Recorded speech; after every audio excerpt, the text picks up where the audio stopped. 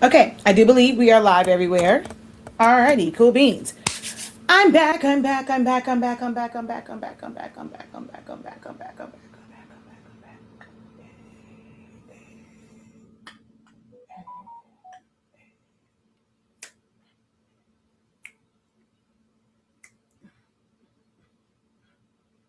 Okay. Hello everyone. Incredible greetings everyone. How you doing everyone? Let's talk crafting. Cuz that's what y'all call it. Creating. I know I said before that I felt like I came up with an acronym to not gag at the word crafting, but it is crafting. It's just, I don't have a problem with like crafting, but I guess I feel like the majority of my audience wants to monetize it. And so I don't want to have like put out mixed messages on, you know, crafting for business or monetizing the things that you create and it just being like a regular craft, like something someone does, for personal use. Um, Back in the day, I had no problem really saying it. But when it became this thing where it was what people went to like make ends meet, make money when we had the pandemic and people were just trying to figure out how to bring in income, it just seemed weird to say like crafting and also with the business because I don't consider it crafting when you turn into a business the same way that Nike and Adidas and um, Ed Hardy and all the other brands that make shirts that make um, that make shirts. When Hallmark makes cards, they're not calling it crafting.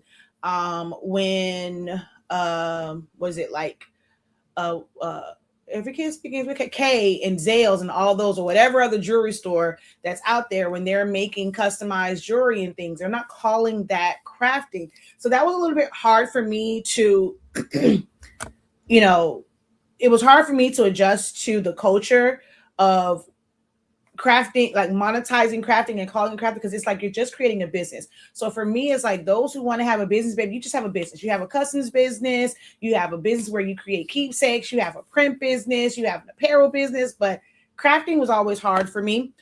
So I still kind of gag when it comes to saying that. But we're gonna talk about some very creative things. Um, as much as I think that my reach has shortened quite a bit and feeling like I'm no longer reaching new people, I have come to realize that that's not the case. I actually have a lot more, newer folks, and everybody that's following me or that finds me, they're not like an OG and has been around because I've been doing this for 11 years. Definitely not new to this. I'm not a pandemic plant where I started this around the pandemic. I've been at this as far as teaching it and being present online all the time, day in, day out for 11 years. Now I have been doing creative things and all those, like all that kind of stuff for nearly 3 decades. I have been designing for nearly 3 decades, almost 30 years. The face may not always look like super, super old, but these grays give it away. I will be 45 this year. So I've been at this for quite some time. And I know there's some that have followed me on this journey, like from my very first video. They have been there, but there are quite a few of you guys who don't know everything that I have to, like everything that I teach. And if I'm being totally, totally, totally honest, I have shied away from it because I have been in coaching programs or communities and mentorships, or I've attended like seminars and summits and things of that nature. And a lot of these gurus and business coaches and things like that, they tend to make you feel inadequate or like you're all over the place, or there's something wrong with business for you if you are great at a lot of things. There are a lot of coaches and things like that who truly live by the notion that you can't be a jack of all trades and a master of anything. Like for them, they'll be like, oh, you're a jack of all trades, but a master of none. And I beg to differ, because your girl is a master at a whole lot of things. The way that I approach things is very unique, and I'm not just dibbling and dabbling and doing all these little things. Like, I've mastered the things that I teach. And there's a lot of people that come to me to be able to get that information and knowledge. So I will be the first to admit that I've had to face, like, I've been facing some imposter syndrome. One, it is from the input of others. And when people kind of tell you, well, how can you have a coaching program if you've never been coached? And kind of leaning into that rhetoric and realizing that it's kind of a like bullcrap. Like, I have certain ones that I absolutely love because of the community itself. I'm not going to say that the lead person there or like that their teaching does a whole lot for me, because in some of the ones that I'm in, I know these things. Like, I'm not new to this. I'm not new to business. And it's like just self-explanatory. And I have maybe a different approach for certain things, but it's still essentially the same. I like being in certain rooms because of the community and the people in there. And especially one of the ones I'm in, like morning meetup, like we crack up. Like today, today was that day where we were cracking up. So I'm just like, I've been in a few, and I've been on this kind of like through this journey of discovery and just trying to figure out my next move, because I don't, I'm not gonna say I don't do well with adapting to like change. It's just certain things I have no desire to do. Like this world of everybody just wanting everything handed to them and just wanting templates. That's really hard for me. And not even say templates, like they want edible designs. Like they want you to have all of the design elements in there. They don't want to think about that. Like, I don't mind templates and setting up the sizing for things. I love creating those. It's the design part. It's the AI images. It's like, it's those things that the market is going to that makes it really hard to figure out where I fit in, because I just like to teach the fundamentals, because I really feel like it comes back down to that anyway. You can learn all these other things, but then when you're on your own, I'm always getting the people who have the questions of, oh, well, this wasn't explained, but they're expecting me to explain it to them for free. And when I decide to do these videos like this, hey, it's free game. You can ask whatever questions you want. I'm here to help in this, like in this setting. But once the camera goes off, once stop stream, once what in stream has happened, you can't just come in my inbox and just ask for help and without any type of compensation. Like, you can go find one of the thousands of videos I have done over the past 11 years. And I guarantee I've probably addressed it somewhere, or join one of the classes where you don't have to filter through a lot of stuff. There's a class that's dedicated to just that thing. You're going to find your answer. But I have been struggling a little bit, but I had a couple of messages, and I was a couple, it was, I mean, quite a few. And they were like, I didn't realize you did this, or hey, do you also, like, they're asking questions about what it is that I teach, because they've seen me and like recently talk a lot more about Canva. So SEO is still my program of choice. There were some that were like, well, why haven't you switched to V5? And why aren't you teaching that? Like, they're not seeing the training and stuff for V5. I don't like V5 at all. I don't feel like they have really worked out the kinks in it, even all this time, because I have it on a laptop and I'm just like, this is crazy. I would never put it on my main system.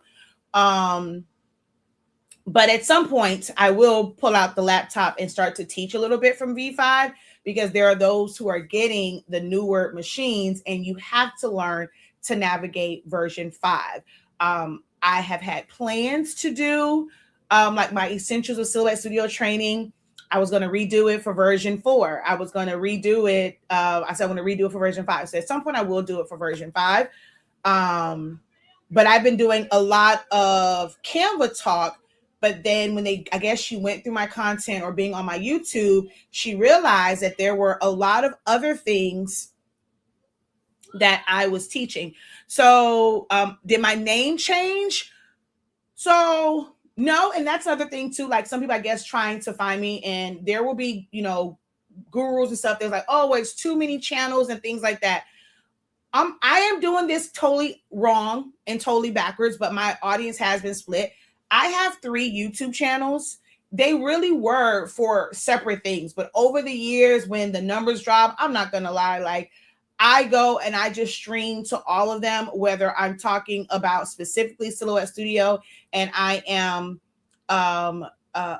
doing it just on what's called Silaholics Anonymous. That was my silhouette platform. And then we have Honestly Speaking. We started, or we started a business during like the pandemic time where we had sublimation ink and paper. Our product line is called Honestly Speaking. Sublimation paper, ink, heat tape, things of that nature. So I have a channel for that. And then my teaching platform is 365 Creative Academy. And so we have a channel for that. And lately I've just been broadcasting to all of them live, but once the live is done, like this is just to reach my audience in the different places. I do have an email list. I feel like all my emails are going to spam. People aren't checking it, or you're probably somebody who is like me and you have 1,000 emails and you're really not checking for it. So even with my email list, sometimes that's not engaged. So I just take advantage of every opportunity that I have to reach my audience. So I just broadcast to all of the platforms, but I really go by like all of those names. So Shakir the Professor, we have our main company, which is the main umbrella, which is HS Inc. 365. Under that is Silaholics Anonymous, which is specifically, how I was teaching Silhouette Studio and Silhouette Cameos. Honestly Speaking, which was for sublimation projects, but we also sell pigment ink, and that is for like your regular everyday print projects like these. So that's pigment ink. So in that one there was a lot of craft talk, showcasing things like fans and stuff like that and showing demonstrations. And then 365 Creative Academy is like really like the teaching, the designing, the putting it all together. But we also have HS Ink Digital. Like I separate that for like our digital products. We have HS Ink Designs, which is like my actual designs that I have created and are copywritten. I have the seals. I paid the money for it, like our Black Pledge, our blueprint, things of that nature. And then we have HS Ink 365 Prints. So we have like, I'm not gonna lie, trying to keep up with all of the emails for that and the different things. Like it's a lot. Tax time, it becomes a lot trying to navigate through all of those and where money comes in at. Don't be like me. Like this, I do have to figure that part out at some point, but we have different names because the audiences are different. When I'm teaching, I don't like crossing those lines. So I don't put anything teaching related. I don't show any behind the scenes stuff. I don't showcase my processes when it comes to our HS Ink 365 Prints brand. And on that, like those platforms, they're never going, I don't post. Now they happen to find me, but on that particular platform, I don't put behind the scenes. I don't share any of the stuff that I teach because that's a totally different audience. They're looking to get end products from me. So it's a whole lot going on. But anywho, there's some people that just didn't realize it was because I had posted some things about fans, and then like in a couple videos, I was showing fans and I was talking about Silhouette Studio, and they did not realize that I did these types of things. They thought that it was just all Canva. And when they were asking, well, how did you cut yours out? And I was saying, well, I have a cameo. I have 8 cameos and a portrait. So I have 9 silhouette machines, 8 cameos from 1 to 4. I need to get a 5 at some point just to have it. I don't need it. It's not this whole thing of, oh, I want to, upgrade my 4. I don't need it. I just want it just so I can complete the set. And then I have a portrait 3.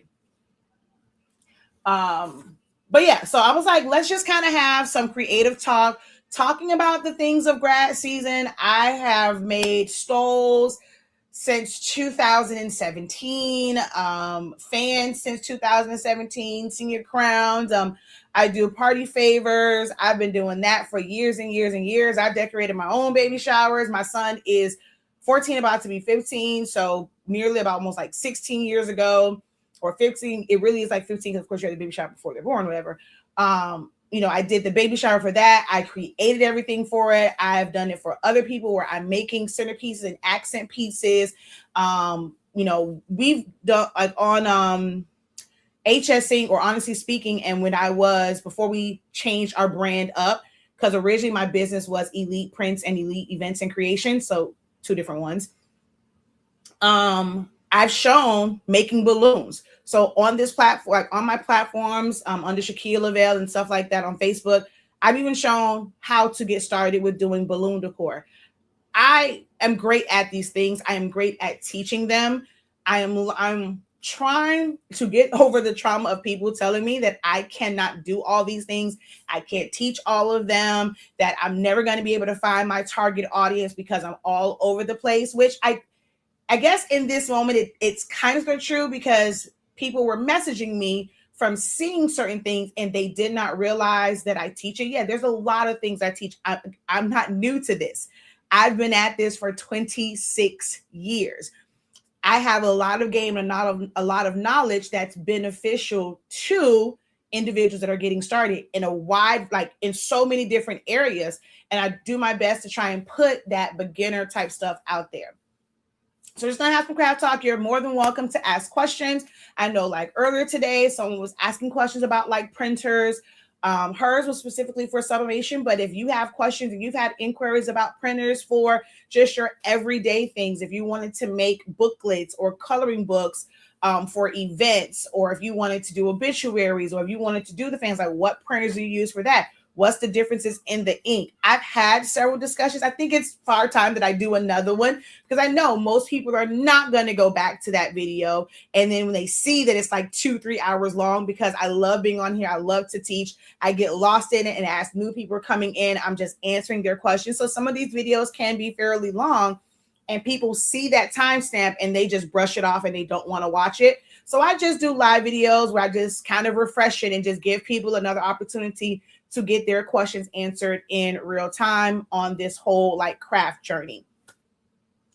I see your comment, which means you are on the Facebook page. And so what you're probably talking about as far as name change, I technically did change the Facebook page from Silaholics Anonymous to 365 Creative Academy, because I wanted it to be more so like my brand. I wasn't doing as much of, like, I didn't want to have more than one Facebook business page. YouTube is different, but like on Facebook, I didn't want to have to try and put a bunch of stuff on 365 Creative Academy and Silaholics Anonymous. Honestly Speaking is there, but I'll never post nothing to it, child. So for the teaching part of it, I just combined them and I made it where it's actually my brand, because Silaholics Anonymous is still very, very connected to a company that does not give me any support.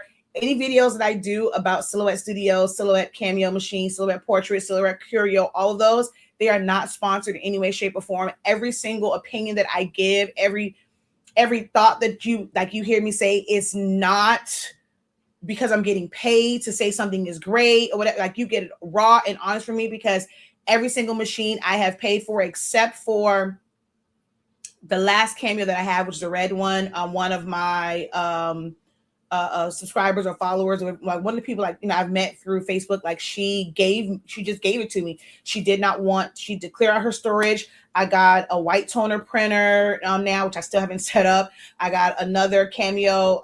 So that's the only one that was gifted to me, but everything else I have paid for with my own money. It's not sponsored. They have never sent a piece of vinyl, a mat, a blade, or anything. So everything that I say is from experience, and I don't sugarcoat ish. Okay. But Silaholics Anonymous was still kind of directly connected, and it was suggested that I not use Silaholics Anonymous so much, because it could prevent me from maybe working with other brands and things of that nature, because they would just think that I'm solely dedicated to doing everything silhouette. So I was like, okay, let me change it out and make it 365 Creative Academy. So that might be the name change that you're seeing, is I just changed it up to make it available for me to have more opportunities. So hopefully that explains that. All right. Okay. So I keep forgetting to share this out. So let me share.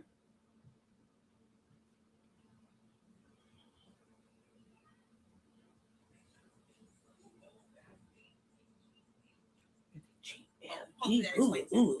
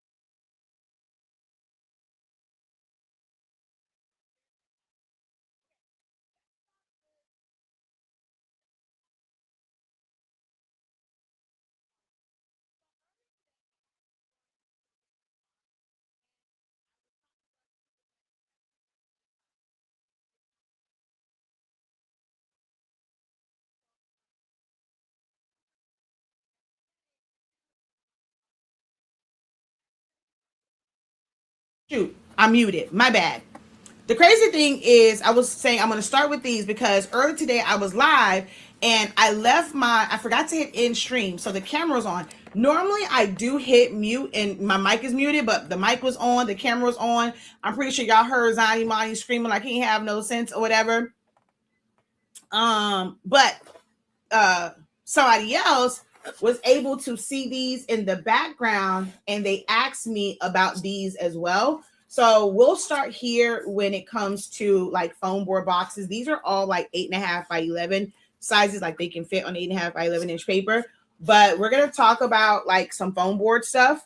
And then I'll talk about like maybe fans, some grad stuff, making coloring books and printing and printers, whatever it is that you guys need. Like we're going to, I'm open to talking about and discussing those things today. All right. So how y'all doing? If y'all can just kind of comment, let's get the algorithm going. It's going to be a little bit off because I literally just did a live video. And whenever you do that, especially on YouTube, it will suppress the next one because I just came off of a live video. And I probably should have just like maybe uploaded a video, even if I just took it down or whatever, just to kind of reset it. But it will suppress it because last time we had way more people that were on. And if they just kind of sent out a notification, sometimes they won't send out another one to say that the person is live again. So we'll see how this goes. But I can tell the numbers are very, very low. Like for me to be on all 3 YouTube channels and the numbers that I'm seeing, that's ridiculous. I don't know what all it's doing over on Facebook because it doesn't show me the numbers because of how I have to do this particular video, but we'll see. Hold on. I gotta. Hopefully that explains that. Okay, so there we go. Yes, I did mute myself. I'm back now. I really need to ask you to do. So yes, we do one-on-ones. Someone says, Professor, I'm missing your face. Life been lifing. Hey, I will keep you in my prayers. Okay. And you can always reach out if you, if need be, you have to take a break from social media, but you want to still be connected. Just drop, hey, how you doing? But you can book a one-on-one with me. I try and keep it very affordable. I know this economy is crazy. I do still like to make money. So our one-on-one sessions, my prices are not super, super crazy when it comes to just like learning general things. It's like one topic kind of situation. It's $53.65. If you want to do anything business related and go over stuff for your business, that is $123.65 per hour. But you can book one-on-one sessions with me. You can sign up for that on the website anytime, Monday through Saturday, Monday through Friday. The scheduled time can be after 9 a.m. up until like Mondays and Tuesdays a little bit different because I don't have to go pick up my little cousin because her mom goes. So it's like up until I have to go pick up Zion Imani. So like 2:00 is, or really like 1:45 is the cutoff because we can be on for an hour. Then I have to go leave to go get Zion Imani. And then after that, we have to come home, do all that stuff. So my calendar or my time slots open back up for 6 until 9. And then on Saturdays, the window is 10 a.m. until 4 p.m. is like the window where you can book times. I don't do Sundays at all unless it's extreme circumstances. If you're on the West Coast, you have to let me know that. I do make provisions to where I have to be up a little bit later because I am on the East Coast. So like if you needed to be 7 o'clock your time for the West Coast, it's 3-hour difference. So that would be me starting the session at 10 o'clock my time. As long as that's scheduled ahead of time, I can make that happen so that I can, get Zanyuani to bed, all that kind of good jazz before the session starts. So if you are on the West Coast, I make provisions to be able to do it at a time that is more convenient for you, like what your true evening is, like a 7 or 8 o'clock. Now, I can't never do 9 o'clock your time because maybe that's just too late, okay? But a good 7, 8 o'clock, I can still make provisions to be available for a one-on-one session with you. Or like for my West Coast, sometimes I reserve Sundays to be able to do things with those on the West Coast. But if you're on the East Coast or Central Standard Time, you got to catch me when you can catch me. I'm not doing no 9 o'clock session and you are on the East Coast, okay? But you can book a one-on-one with me. Just go to shop.hsinc365.com. In the search bar, just put help and it'll pop up, okay? All right, so I love Foamboard. If you have followed me for any amount of time, y'all know I have been working with Foamboard or styrofoam and things like that for a really long time. My baby shower, it was a lot of like animal cutouts with like the soft foam, the styrofoam. That's what you can really use the hot knife for, or the hot wand, the styrofoam wand. When it comes to cutting up the foam board, hot knives don't really work because of how you have to hold it.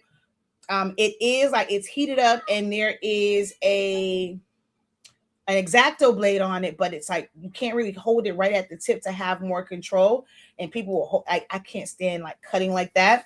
So these are not great for foam board, like hot wire foam cutters, because there's paper on them. And then if you use the paper on the Dollar Tree version is very thin. The economy Walmart foam boards are thin, but if you go to the more higher end ones, you definitely can't you can't even peel the paper off, because some people be like, oh, well, you'll get the foam board and you'll peel the paper off, and then that way you can use the hot wire. Well, quality foam board, you cannot pull that paper off. It is very, very thick. It's a lot of great adhesive on it. You are not going to be able to just peel that off. But on the cheaper foam boards, yeah, you can, but it's also going to curl. That's a really thin foam. It's not dense at all, and it's not the greatest quality unless you're going to adhere an image maybe to the front and the back to make it a little bit more sturdier and make it sit up straight, because if not, it's going to curve. So those are the things that you have to know when it comes to doing things like foam board projects. You're going to see so many people. There's a lot of people that are starting out, and when you are new to social media and you're starting to put out videos, these platforms will push your content out. They'll suppress a lot of the old school folk and push out a lot of the new things. But because it went viral, because they had a lot of views, even though they didn't know what the hell they were doing, it could probably be the first time that they did this. But because it has all the views, people take that as them being an authority in the space. And they're going to be saying, oh, well, you just get you some Dollar Tree foam, and they'll have these little glue guns. They'll have the wrong blades and all that stuff. And people will use it and they'll start to follow that, and they're not getting great results. It's because there's layers to this. There's levels to this. If you're just doing it DIY, doing it for yourself, you want to save some coins. That's the whole purpose of DIY. Or I always say DIM, do it myself. If you're that I'm going to do it myself type person, go ahead. Use Dollar Tree to save yourself some coins, because that is the whole purpose behind it, and not going to someone who is a professional at doing it and who has put a nice little price tag on it. You want to save money. So use the economy versions and the Dollar Tree foam boards, because you're just probably going to throw it away and things of that nature. But when you're doing it as a business,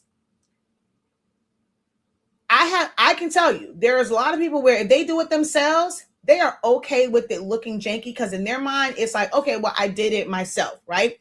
I like if the foam board is warping and or the adhesive is coming up, they have no one to blame but themselves.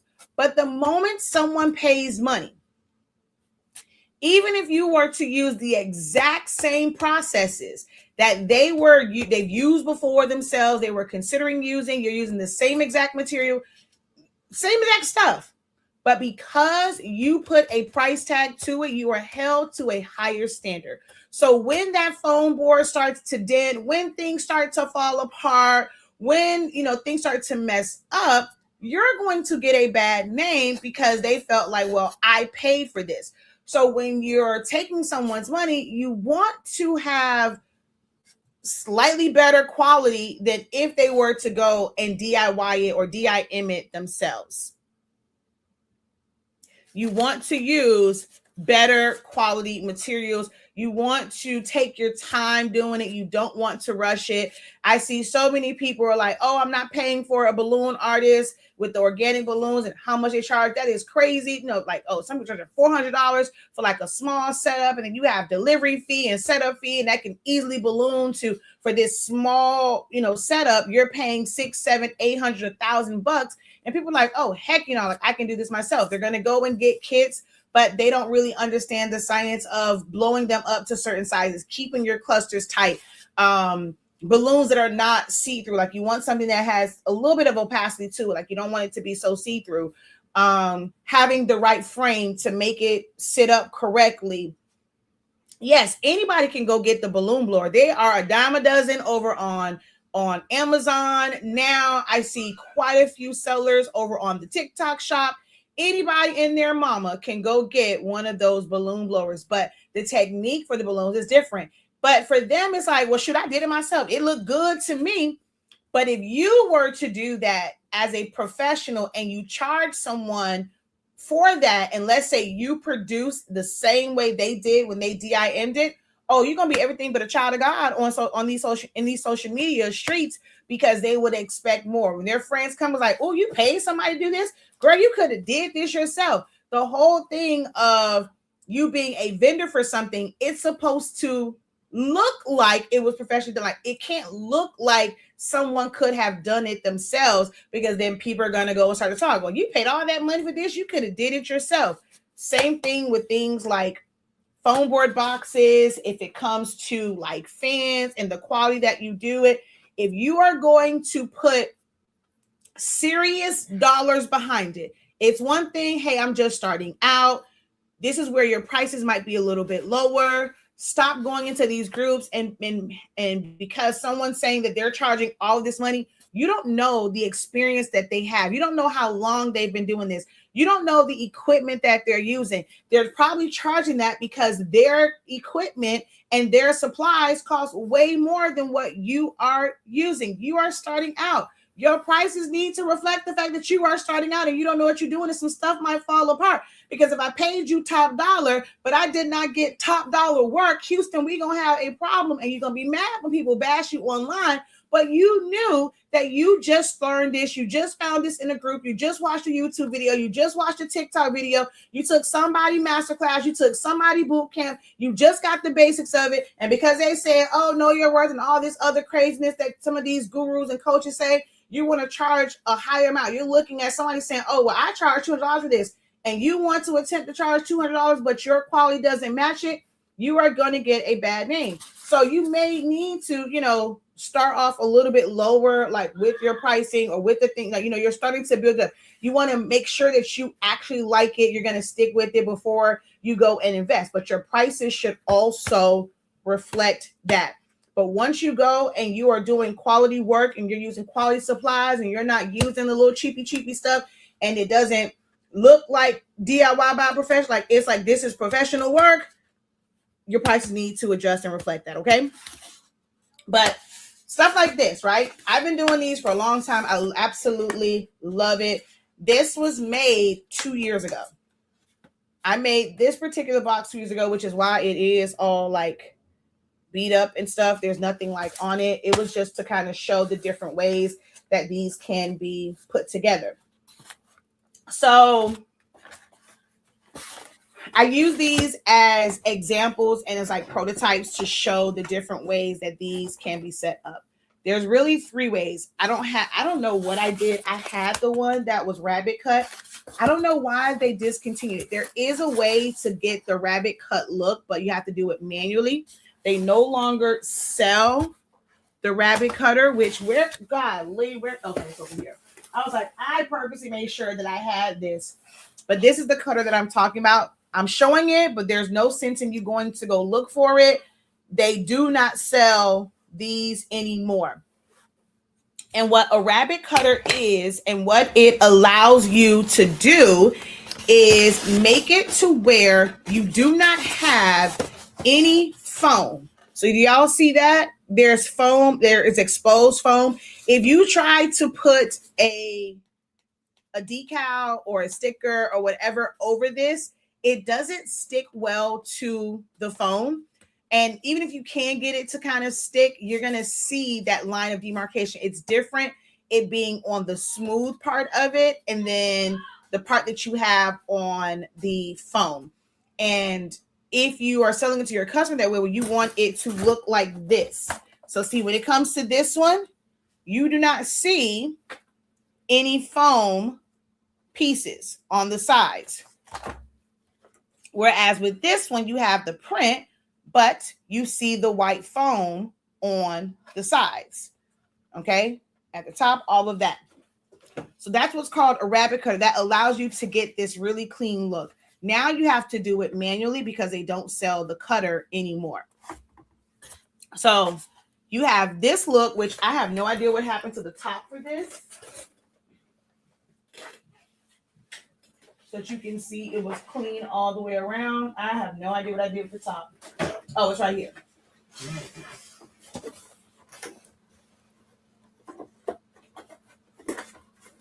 So see, when the top is on, even like this, you don't see any foam whatsoever. It's a clean look. The only place you're going to see foam at, of course, is the window part and the bottom. But the main facing parts of it,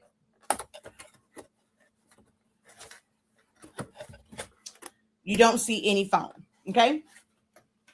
Now, when you don't have that rabbit cutter and you are dealing with just foam, this is where templates and good digital sellers, like this is what separates good digital sellers and those who just kind of created a thing and they're just going to sell it. If they're not giving you explicit instructions on how they're supposed to be set up. These two, the measurements for certain parts of it are very, very different. Now, with my sides, they're going to be the same because I forgot to do that. I was supposed to do the one, I think I did it with, okay, so I did it with this one, even though this is my jacked up one. This is supposed to be set up where this part is to the outside and where you will see the foam at is in the front. So hold on. Let me grab, okay, this one. So 2 ways it can be set up. Whether or not you're going to see the foam in the front or on the sides, and those measurements are different if you want the same, technically the same width. So this one is one where the side piece is set inside. So this piece right here is thinner than what this one will be because that goes like the full width of this. So the end pieces, like this piece is what will determine that. But if you're wanting like the internal contents to be a certain size, like you have to know the math. You have to know how to properly create that type of template if that is the setup that you're going to do.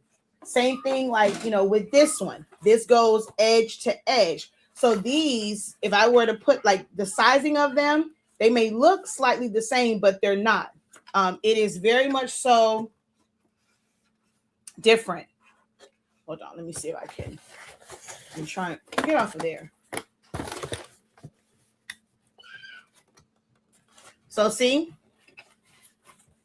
that this one is shorter or not as wide as this one. It would be the same thing with this one. And then now the foam is technically in the front.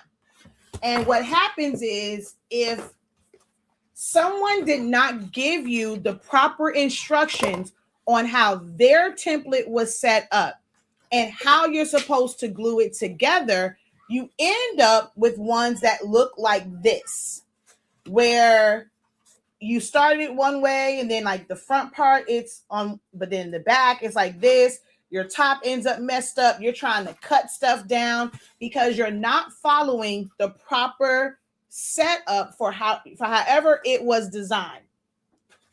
So on this one, if you look at the top of this one, this top piece goes all the way across. You don't see any foam here.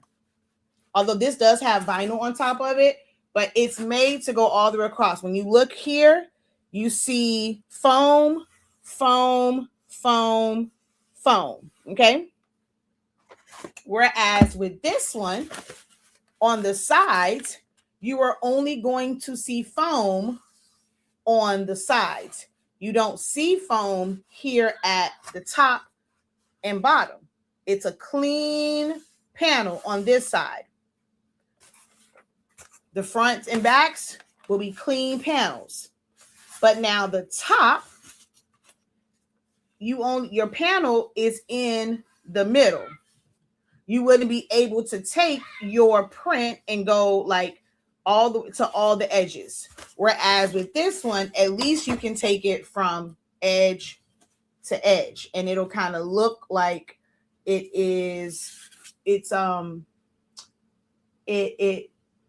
flows like all over, like almost kind of like a full wrap of it. This is important to know how it is set up. If you are someone that's going to sell templates for these, I beg of you, please include written instructions or visual instructions, like having pictures and diagrams of how it's supposed to be glued together. It's so many people that sell templates and their response is like, hey, I just sell the template. Like, I don't do classes. I don't teach. Like, they're not making videos. They're not giving any type of instructions.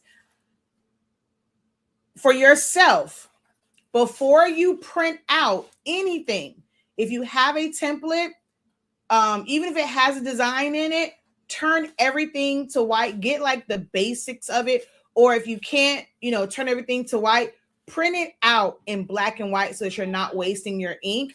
And you want to put it together. Look, dry fit it. Get you some tape. You don't have to glue it. Get you some tape. Yes, you're taking up time cutting it, but that's always great to practice. But put it together. Use some masking tape, some painter's tape, whatever it is, and see how it's supposed to line up so that you know how you're supposed to put it together and assemble it if it did not come with assembly instructions. I am someone where folks keep coming to me for help. They show me the files that y'all are making, okay? I know technically there's really no one who makes these that are watching right now, but you might sneak and watch the playback of it. But y'all need some assembly instructions, because they come to people like me. It's like, I don't know what to do because it's not coming out right. Their stuff ends up looking like this because they don't know how to put it together because no instructions came with it. All right. So that's the first part. Any questions about like Foamboard stuff, what to use, how to cut it? Do you need tips and tricks and things like that when it comes to anything Foamboard? Let me know. Speak now or forever hold thy peace. Oh, when it comes to mine too, I don't do the hinges like people do, like the plastic ones. That's adding extra to it. That's extra cost. I am a create a door type person. I have been doing mine like this for forever and a day. I create doors on the back of mine. You can still fill it. You can do all this stuff. I'm not doing no hinges. So if you're the type of person you need hinges, I can't be the instructor. My templates are not going to work for you because I don't design them ideal for hinges. Mine have trapdoors.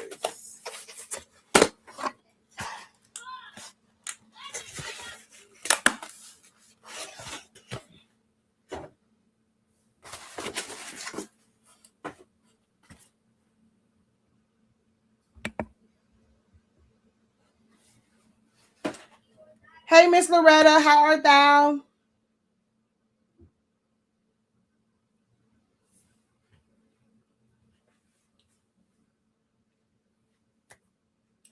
Going once, going twice. Y'all love to say that people gatekeep and they don't share their secrets. They don't do this, they don't do that. And I'm giving you ample opportunity. If you know that you have wanted to do foam boards, you tried them, you're struggling with them, you suffered with some of these templates, speak now forever hold your peace, because once you come into my inbox, there's an invoice attached to it. And don't get mad at me. I will direct you to book a one-on-one so we can talk about it. Ruggie says, just joining. Well, we were at the topic that we just kind of went over was Foamboard. I started there, but you can ask any question. So I started with the Foamboard, but you can ask. I was just about to say that. So Renika, she says, I have an ink question. This is an open dialogue, but half the time it's like pulling teeth to get you guys to start putting your questions and for me to just answer your questions and help you on your craft journey. So I'm trying to have like things that I can start with, but then when I don't see any feedback, I don't get it. That's good. Thank you for that. It makes me feel like, okay, that's not relevant to the people that are watching. And it was like, I just spent 30 minutes on that and it was a waste. Maybe people who are watching the playback, they'll find value in it.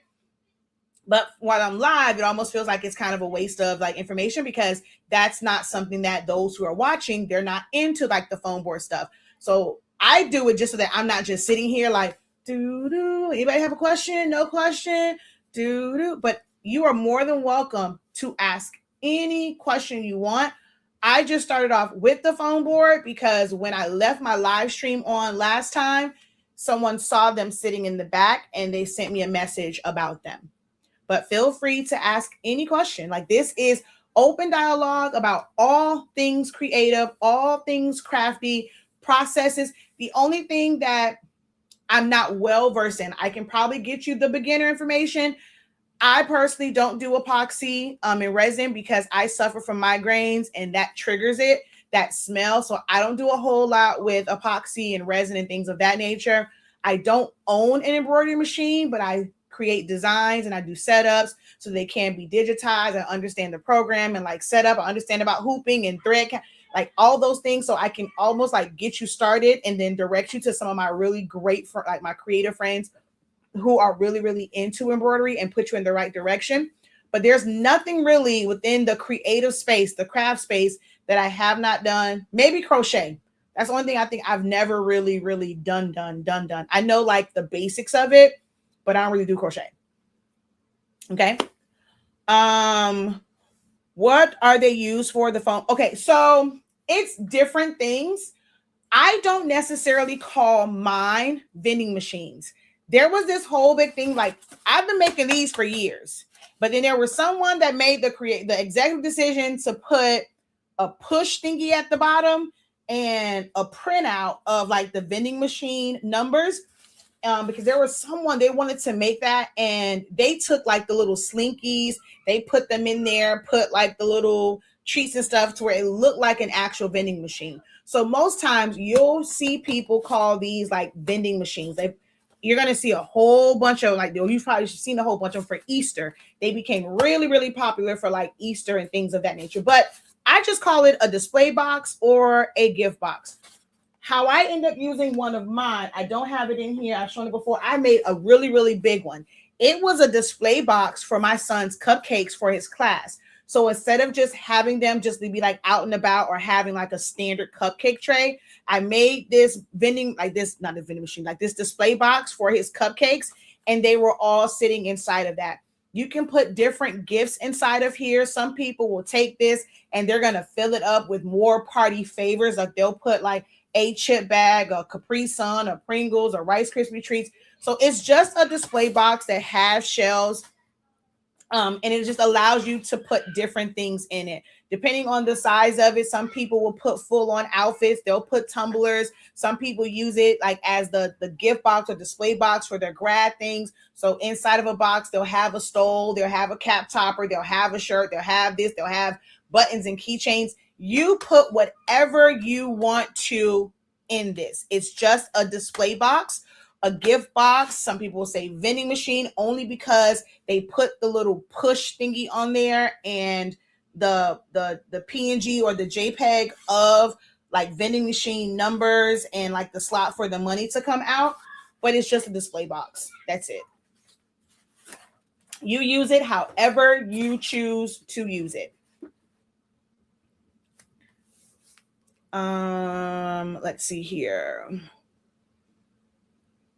Do you have templates for foam boards? I haven't tried the foam, but very interested. Or maybe do you teach how to make the template? So we do. And so one of the things I also said, like I'm after this, I need to convert them over because I have to lean more into the fact that most people want to go to Canva. It to me is still easier to go to Silhouette Studio. But because Canva has so many elements where you don't have to go searching for them, people want things in Canva. I will not be putting designs in them, but I am going to convert a lot of the templates that I have that are set up in Silhouette Studio, because that is my primary program of choice that I design in. I design in Silhouette Studio. I'm going to set my templates up where I can have the Canva versions that will be frames and they can design in it and create their own stuff, like, within it. And I'm going to teach that, or that's going to be a session within my creative lounge. So I got to get back into doing like some sessions for that. I put the post out, but there wasn't really any feedback, or like there was no interest on it. So I said, I'll hold off on doing them. But tomorrow, I probably most likely will spend like the majority of the day tomorrow and like this evening. Like I need to just do it. Like I need to just lock in and spend a couple of days instead of spreading it out, just converting all of, like, not say all of, but the majority, several, as many as I can for the next couple of days, converting them from Silhouette Studio to make them Canva ready. And you can learn how to do that because I'm going to go through the process. As long as you're in my creative lounge, you can pay for a 1-week pass, a daily pass, a month pass, just to be able to have access to like the live Zoom session. Now you won't have access to the replays because, if you only do like a week, well, you'll have access to the replays for a week, but you won't have access to them like long term if you choose to just do a temporary pass to come in and just see the process. But I'm opening that up to where you'll be able to come in and see that process where I will show you how to make it yourself. But as of right now, my templates are set up as Silhouette files. I don't have them for Canva or for Photoshop or anything like that. Okay. Okay, so the next one was, you spoke on it before, but I can never get my colors correct with a converted sublimation printer. Where's the question though? What is your question in that? This is true. What is it that you're asking me though about that? Because you said you had a question, but I don't see the question in there. You just said, I spoke on it before, but I can never get my colors correct with a converted sublimation Epson. What's the question though? Like, what do you, because it's like, it can be a couple different, I don't want to have to go into this whole spiel of breaking down the science of it. Or is that what you're saying? You want me to explain the science again? It's still not going to correct your issue. Is it that you just need to hear the science of it again? Or is there a specific question about a specific design or how you're doing something and how to get closer to your desired results? Like what is the question in that? How can you fix it? You can't. Like, you can't. It's the science of how the inks work. You can attempt to get closer if you are creating the design yourself and you are filling in the colors yourself, what you see on the screen won't match. Like, it's going to look like that is the wrong color when you're looking at it on screen. But when you use what's called color charts, you should have color charts for every single printer that you use, every single media that you use, every single setting that you use. You need to have a color chart printed out. This is for standard printers, sublimation printers, DTF printers, laser toner printers. I don't care what it is that you use. You need to have color charts. Professionals do not pick random colors. We go off of color charts that we can see because every monitor is different. Some people got high-end monitors and the colors are out of this world. There's a lot of backlight to it. Things will look brighter. Things look different on my desktop monitors, my laptop monitors, even MacBook or iMac and my phone. The colors will look different on all of those because they're not calibrated the same way. So you can't just go off of the color on there. You need to see it printed out with your eyes, and hopefully you don't have no eye issues and no color blindness and things like that. You're going to look at this color chart and say, I want the result to be this color. And your design has to be one where you are able to fill in the exact color and like put that hex code in to create that color. Whether you are creating a brush that you're going to brush over something, if you're going to do a solid fill color or whatever, but you need that hex code. Remember, it is going to look incorrect on your monitor. What you will probably have, you will have to end up creating two versions of it. You're going to create a version where it looks good and it looks correct on your monitor, or like if you share it and like digitally, but then you're going to have the print file with the correct hex code. You feel that you do those colors, put them in. When you print it out, there's not going to be any surprises because you filled in that color based off of that hex code. Now, if it was designed by somebody else, there's no way to fix it. A lot of the stuff that's being designed is done through AI. Them colors always coming out jacked up. Designers that never use hex codes, they're just going to a color chart or whatever. They're picking anything and a little bit of change, a little bit too much red in it, a little bit too much green in it. Your screen makes it look good, but that actual code, when you are printing it out or you're seeing it in other places, it's going to be off.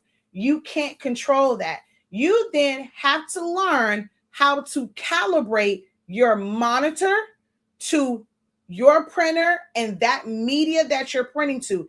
That can be a bit of a process. So the only way to fix it and get the right color is you now need to be trained on color profiles and how to calibrate your monitor and have that color profile that when it's printed from this printer with these settings on this paper, this is the outcome. Like, I'm going to get what's on my screen. But you have to invest in the equipment to do calibrations. Okay.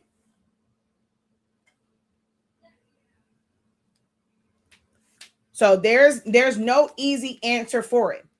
You can try, like, one of the things that I recommend, I'm always saying to do it, is to create, like, to print out samples.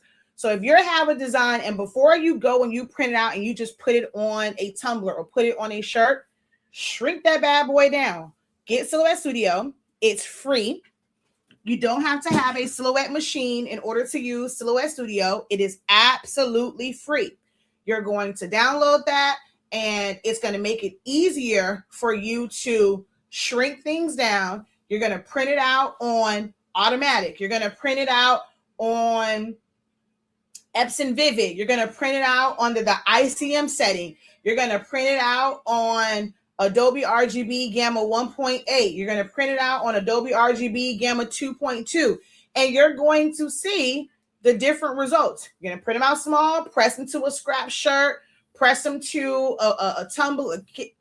I recommend having you a set of tumblers, or you can purchase it's like the same material as tumblers, and they're like photo panels. And a lot of times you can do both sides of it. And you'll just use that, and you're gonna, if you want to just see how it's gonna show up on a hard substrate, press those little ones to that. That's going to be a part of like your just like your regular normal operating costs. When it comes to tumblers, get yourself some extra My son really mopped and swept and mopped. I smell fabulous. So he did his chores without me asking. Oh, I might actually take him and get some Chick-fil-A.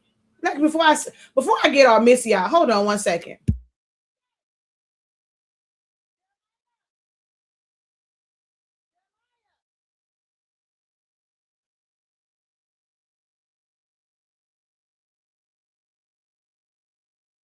I smell fabuloso.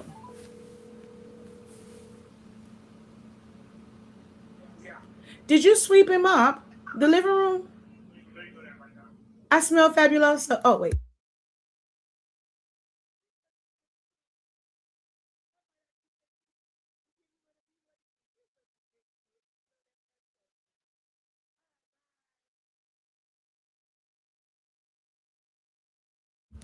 Okay, my bad. He's like, I'm literally doing that right now. I smell the fabuloso. Okay. Anywho, what was I saying? That threw me all off. That threw me all off. What the heck was I talking about again? Oh yeah, but to answer that question, there's really nothing that you can do like to fix it other than calibrate it and test out a bunch of different settings. Oh, I was saying just take them, print them out, and see what's going to give you closer to the results that you want when it's an image that you didn't create and you don't really have control over the way the colors are on the design.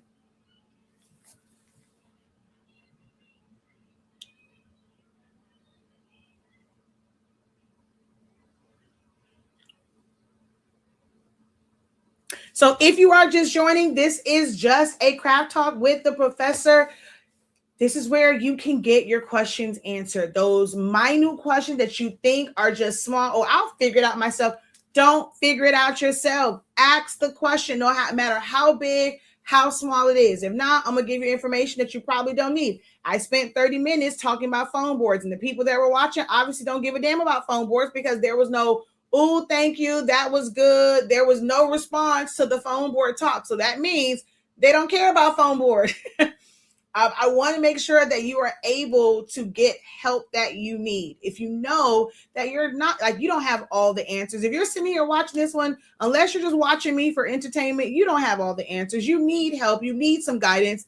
Ask the question, y'all. I don't know why y'all be scared of me, because I be on other people's platforms and here come the questions galore. Here comes the engagement galore. Like, why I don't even get snippy with y'all. Now, back in the day, like, I didn't care. Like, when I say honest and I was real and raw, like, I'll go and I'm snippy. I don't curse in a good way, but I'm like, I'm not the boogeyman. I don't know why y'all don't like talking to me.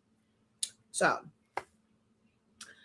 um, I'm gonna give you time to put in questions. If not, I'm gonna move on to like the next one, and the next, like, I guess, hot topic, which would be grad fans and things of that nature. So I'll let you ask your questions first,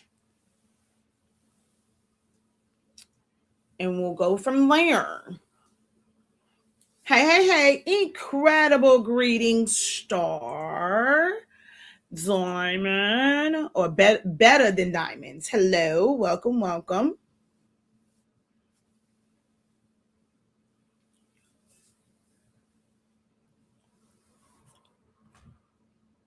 Oh wait, I called MJ and I don't see. When you print it out, there's not gonna. Okay.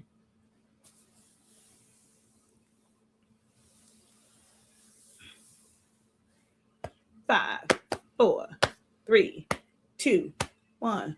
Hello, that's how Kev on stage and that chick Angel. That's how their podcast be starting off.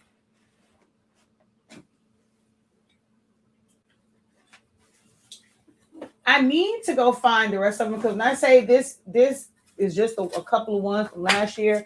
I have so many fan designs. I don't know where my box is that have all of my fans. What do I think about Affinity? Can you actually design it? I mean, there's people that, of course, you can design in it. It is a design platform.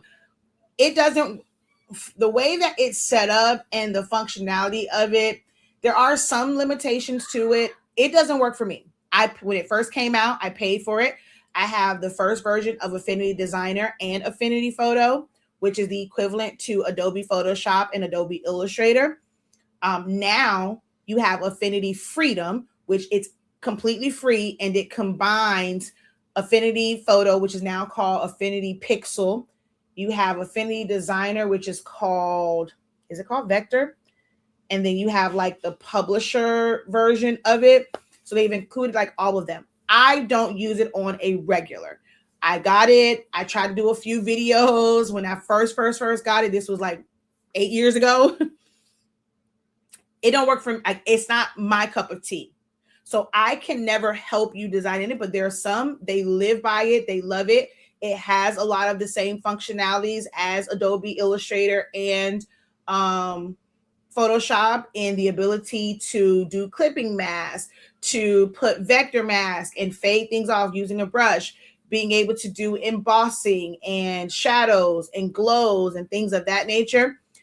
For those who have a Roland BN20, using the Affinity Designer or whatever the heck it's called now, you have the same capabilities to do what's called spot colors for your cut contour and your pref cut contour. So I do one-on-one and I do private sessions for those who have a Roland and they are using Affinity. We design or set things up in Silhouette Studio. Then I show them how to like just get their cut lines to be able to send to their to VersaWorks. So I do have some experience in it, and it would be easier to do it, and like if I really wanted to invest the time in it, because I know graphic designing softwares, because I've been using Photoshop for forever and a day and Illustrator. I just have no desire to. Like I don't need to. I don't have a problem paying Adobe. I can't tell you my price because my price is different than what most people are paying now if I say that. But like, let's say if it was just $9.99 or $19.99, which I think now it might be like $20 some a month, whatever, just for Photoshop. But I don't mind paying that. To me, it's a business expense. It goes on my taxes. It helps reduce my tax liability. So I don't really care about having the program that you paid one time for. I like Adobe. I like the functionality of it. I like the artboards. I like the bridges. I like it's just a lot of features that I love about Adobe. So I am more of an Adobe girl. But if you're not looking to spend the money for Photoshop, then, take the time to learn Affinity. At the end of the day, they both have a lot of functionality. Affinity is not easier to learn than Photoshop. You still have to know how to use both. It can be the same learning curve. You just have to invest the time in learning it. So it's not an easier program to use. It's just a less expensive program to learn how to use.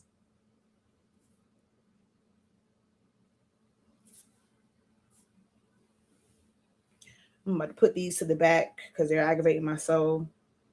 Even behind my ear, they are aggravating my soul. So, hat to the back. Gotta keep. Ooh, that looks, when you really see. I was trying to hide some of them grays because I have hair there, but it looks like I have no edges because of all the grays. And I was trying to mask them, but them little pieces in front of my face were driving me absolutely insane.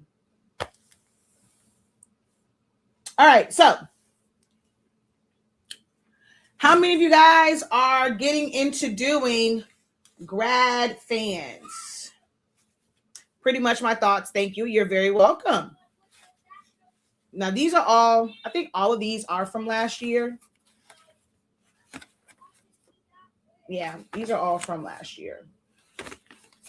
But I've been doing this for a really long time. Anyone out there plan to get into doing fans?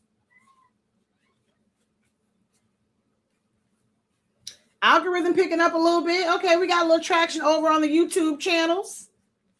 More and more people are coming in. The longer I stay on, folks are coming in. Okay. Make sure y'all like the video so people can keep it coming in. Let what do people call it? I say TikTok. YouTube know that, hey, we like it over here. Send some more people.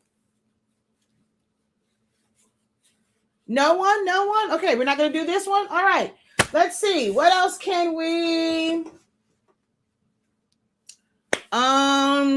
Maybe you guys are looking to do coloring books or passports with like activities and things like that in it. Okay, never mind. Okay, it was a little late. So Loretta says, yes, I am. Glenda says, I want to. Star says, I want to, but for personal use only. Someone else says, let's do the fan. Okay. Well, I'm not doing, I'm just kind of giving information about it. I'm answering questions that you may have about them. I want to do fan. She said, let me write this again and let me write it. She says, no, let's, okay. So now I need y'all to engage, speak up, because if I don't hear nothing, I'm gonna move on because I'm gonna feel like I'm wasting my breath. So, okay, no, let's do fans. Okay, she's like, let me write it again, and I'm gonna write fans in big letters. All right. I'm gonna break it down, but with those who are considering doing fans, when you're seeing everyone make these fans and they're showcasing them, have any questions popped up for you where you're, as you're doing your research to get into it, like what questions have popped in your head about fans? We have a huge delay with YouTube. Oh, really? Okay, let's do this. I want to see how long of a delay it is. When you see or hear me say fan, type fan, or when I hold these up, type fan in the chat so I know how much of a delay it is. Fan.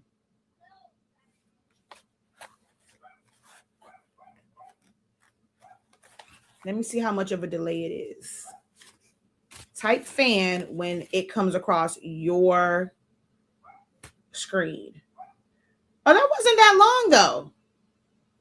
That was a minute, not even a minute. I mean, it's a slight delay, but when I said, okay, anybody have questions, and no one said anything, that was a good 2-3 minutes probably where y'all said nothing. That's not that big of a delay. We're talking like a 20-30 second delay. That is not that bad. Okay, wait, I'm gonna look at my timer. So put back when it comes across your screen. Back.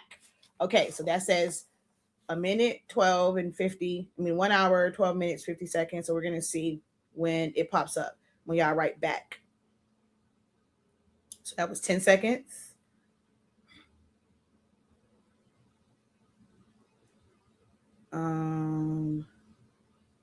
20 seconds. Oh, also we get the ads, then stops you from responding. Oh yeah, I forget about that. The ads are in there because y'all on YouTube. Okay, yeah, so that was like 20 seconds. Now y'all were at 30. Ooh, that was a big one. That was a long time. You may have to also, if an ad comes in, make sure you jump ahead because then you're gonna be off.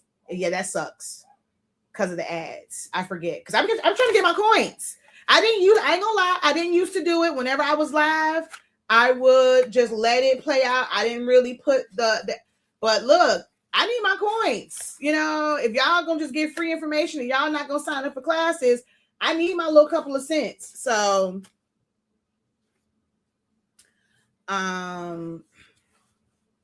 okay. So she says, I love all the different designs for fans, but they never really sell in my areas. Stoles, shirts, and buttons are usually the best. Okay. See, here I'm in Miami, and some of the activities are outdoor. So folks my fans are made to really provide wind. Look at that Beyonce wind. Y'all see them braids moving? So mine are really made to give wind. And here in Miami, it's hot everywhere. So people really do like fans. They do pretty well here. And you also don't have to. So here's the thing too, right?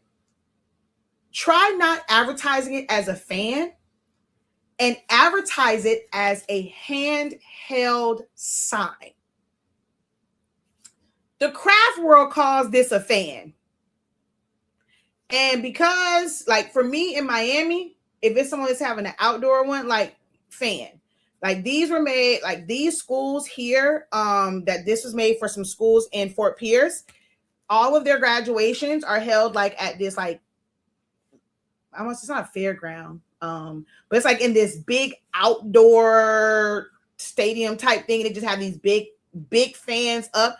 It'd be hot up in that piece, okay? So you need some fans there. So, like, they have a lot of them, but for some people, they may not connect with the term fan and feel like they don't need to fan themselves.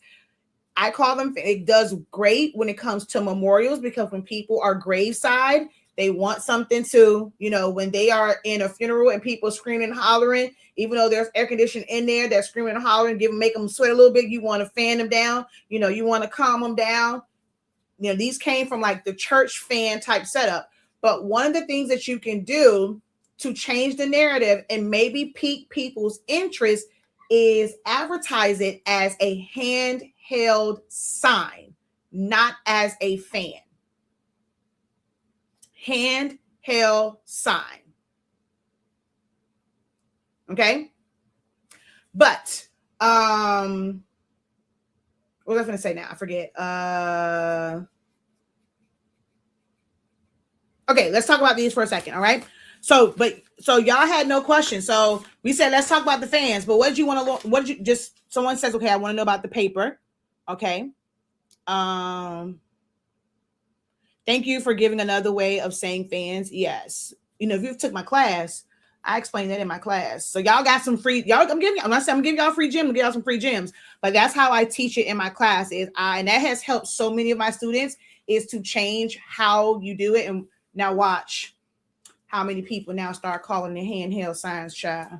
But they always say, oh, there's no originators for They've been saying it fans for forever and a day. I have video proof from how many years ago I say, call this a handheld sign. But anywho, so someone asked about paper. That's the only question that I have seen. The rest of y'all saying I don't know what y'all want to know about these because y'all ain't saying nothing. I asked, okay, y'all want to talk about fans, but y'all are saying nothing. I don't know what you need to know, what you don't need to know, because y'all ain't dropping no questions, no inquiries, no this, no that. I saw one that said, what type of paper? She says the fan class was great. It was absolutely incredible. It was amazing.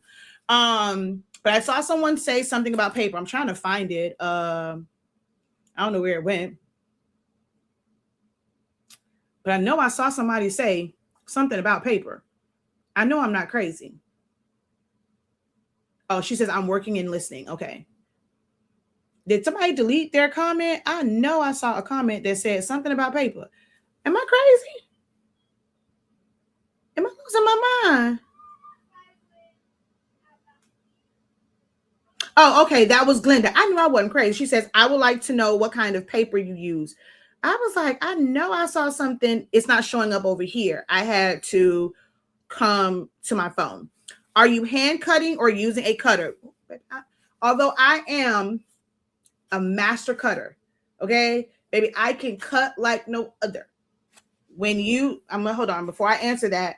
Just let you know how nice I am with the cutting.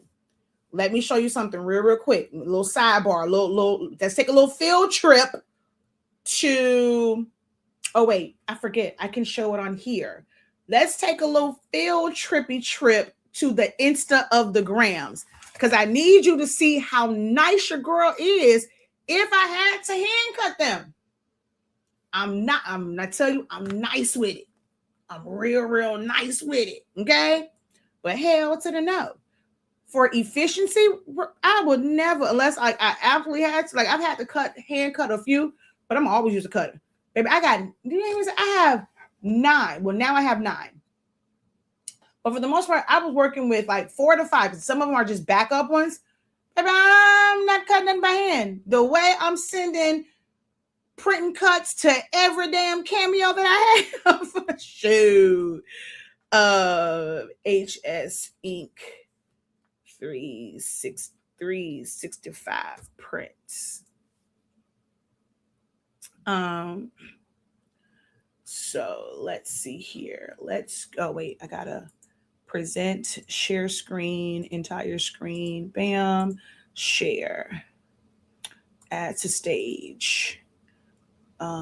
Present, share screen, entire screen. Bam, add to page. Solo mode, and hide and hide. Okay. I got to go down to this under the sea baby shower.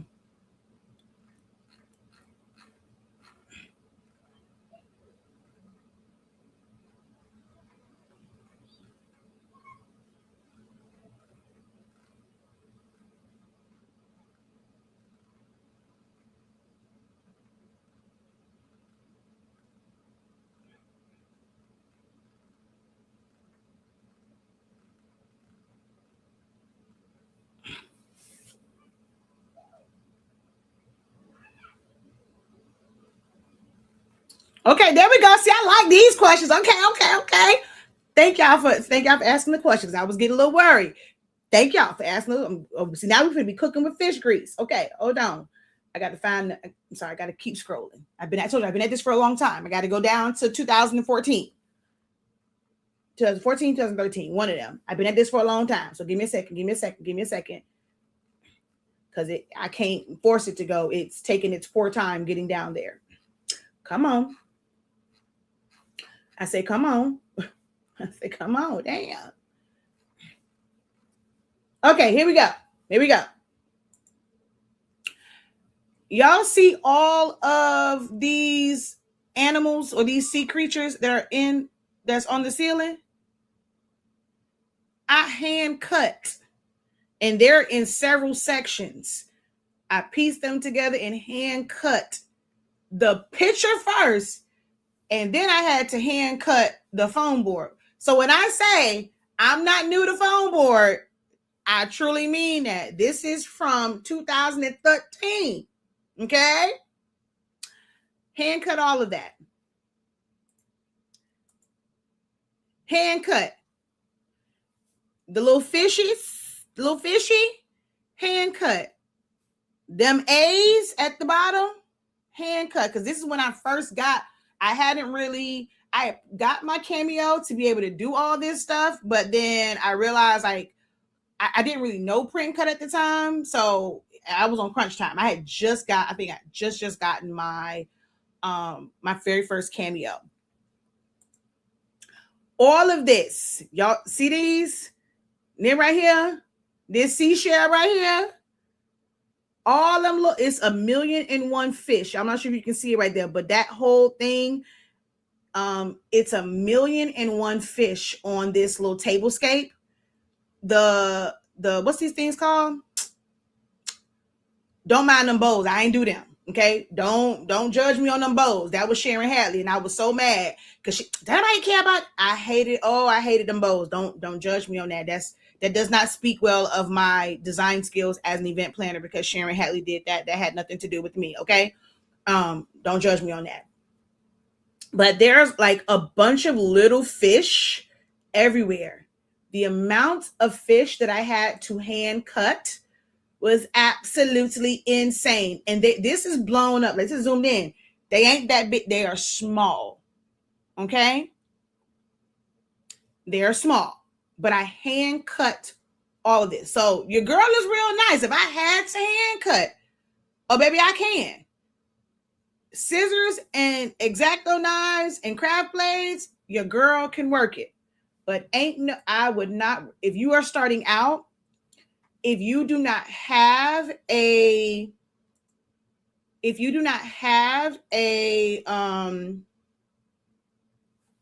cutting machine, and you're not someone that's doing this for business, you're just going to DIM it. So that's my way of saying DIY. You're going to do it myself. You don't need a cutting machine to do these. If you feel like you're very crafty with a knife and some scissors, you can definitely do these with knives and scissors. You don't need a cutting machine.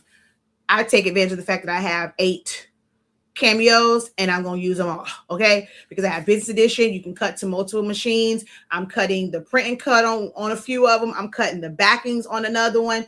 That is how I'm efficient in how I do these, because I'm not using one machine to where I'm cutting the print and cut part and then I have to still cut the backing. So I like having my machines where I can do the print and cut on 1 or 2 machines, and I'm doing the backing on, I might do 1 for those.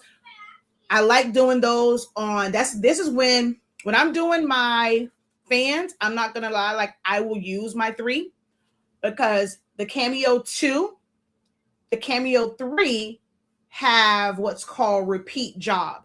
The Cameo 1 and the Cameo 4, they do not have repeat job.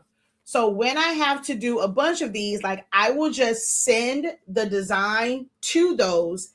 I don't have to go back. I keep going back to the computer to resend it.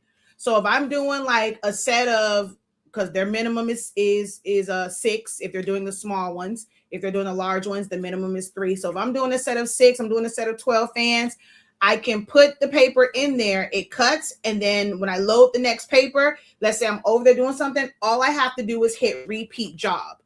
So that's when, like, so for any of the background ones, like I try to use my machines that I have repeat job on. I hate the fact that the 4 doesn't have it, because I have 3 4s and I can't do repeat job on none of those. And that really pisses me off, which is why I kind of want to get the 5, because the 5, they brought back repeat job.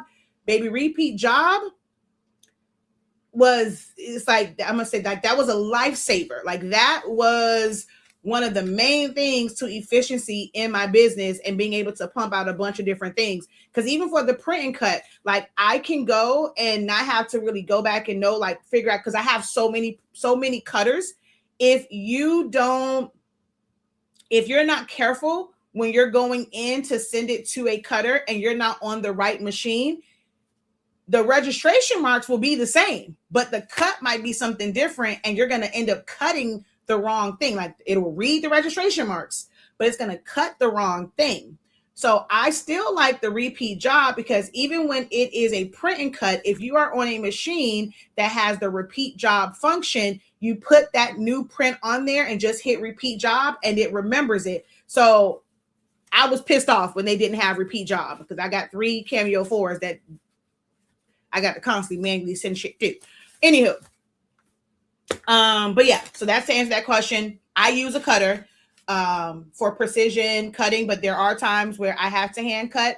And because of the way that Cameos work, you have your registration marks, but you can have part of your design sit outside of the registration marks. Oh, back up. That is also another reason why I personally cannot go to version 5, where that will be my primary version of Silhouette Studio. Because in V5 with the Cameo 5, they changed the print and cut and they made it more like Cricut, where it has a full box. Ain't nobody tell them to change that, because ain't nobody request that. It don't make for, if people were getting jacked up cuts, the fact for you, Silhouette America, the fact that you didn't tell them people how to get accurate cuts, you could have brought me on. I could have instructed your people on how to get accurate cuts, because baby, my cuts be accurate. Ask those who took my print and cut workshop, okay? I taught them how to get accurate cuts, perfect every single time, okay? But because so many people were complaining about not accurate cuts, they wanted to like make it thicker. They made this whole big box for print and cut. I cannot use that, because I go outside of my registration marks all the time, okay? All the time. It will still cut everything else. And that one small section that I leave outside of the registration mark, I hand cut that part. But when you have the backing that doesn't require, registration marks, that gives me the full cut. So once I have that, I just lay it on top and I kind of use that as my guide to cut the red, like to make sure that it's accurate. But I use my cutting machines, and I take full advantage of like the full space. All right. So there's that one. What paper? If you are somebody who is just making this for yourself, you are not selling them. You can use a wide variety of things. Okay. These are glossy. This is glossy photo paper. You have to also think about your printer and what your printer can handle. This is Koala brand. Koala brand has lost their ever loving mind. They have changed their formula for their paper because for certain printers, it scrapes off. So it's really hard to say like, okay, use this paper because I don't know what printer you are using. This is why you should be in my creative lounge. I'm going to start that back up, but it's like, hopefully y'all come to the sessions. I stopped it because y'all are paying for it, but y'all are coming to the sessions where we can talk about exactly what printer you have, what's going on with your paper, and help you troubleshoot it and choose the right paper. Because I can recommend Koala brand to you. But if you have a printer that doesn't do well with ink on it, when you print, it's going to scrape off. Certain pigment ink printers and the pigment ink that you're using, not even just the printers, the pigment ink that you're using, because all of them are not created equal, it will scrape off of the glossy paper. The colors, blacks don't do well for some, like if you're using what's this thing called? What's this thing called? A dye-based printer. If you're using a dye-based printer that does not have a photo black, which is pigment ink, when you print it out, it is going to be grayish. It's going to look weird. It's going to look, your blacks don't come out black, and they come out purplish looking sometimes. If you have a dye, if you have experienced that where you print out a lot of black and it ain't blackened, put it in the chat. So you have to diagnose like your printer, the ink that you have, and the paper that you're using. You may have to go through several brands. I can live by and love Koala, but it may not work for your printer. These are all printed on Koala, but there's a lot of different like brands. I'm a paper hoarder. I test out a lot of paper. Those who take like certain classes with me, I end up showing them like all the different papers that I have, all the different brands that I have, all the different sticker paper brands that I have, because they're all different. I test out a lot of them. Now, I ain't gonna give y'all all the sauce for free, but when people take my classes, I show them all the different papers that I buy and what the results that I get from each of those papers. Now, if we're talking about Koala brand, it comes in a wide variety of thicknesses, okay?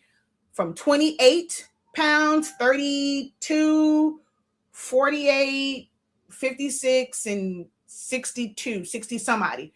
Every printer can't handle that heavier paper. So you will need to do what's called matting. You might use a lighter paper for the front, but then you're going to glue it to a heavier paper to make it sturdier. The type of glue you use is a big component to what paper you use.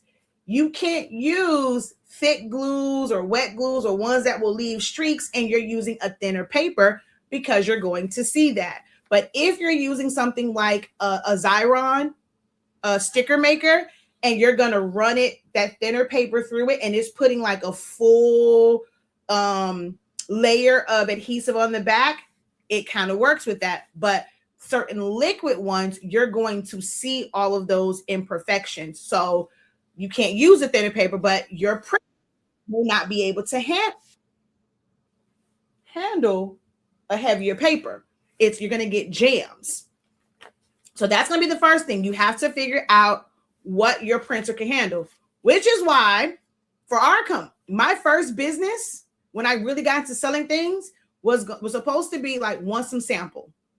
We were selling sample packs because I buy a bunch of different paper just so that you don't have to go out and spend all this money on all of these packs of paper that may not work.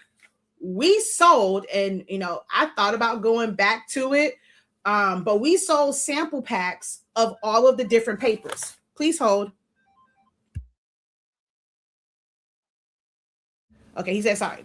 But we sold sample packs of different brands of paper, different weights of paper. That way you were able to test it on your printer before you invest in full packs. Let me know if y'all would like for our company to go back to doing that. So you don't have to keep buying all this paper. Like, we buy them and then we just, you're paying less for it because you're getting a few sheets of each size, each brand, stuff like that. All the ones that I recommend, okay?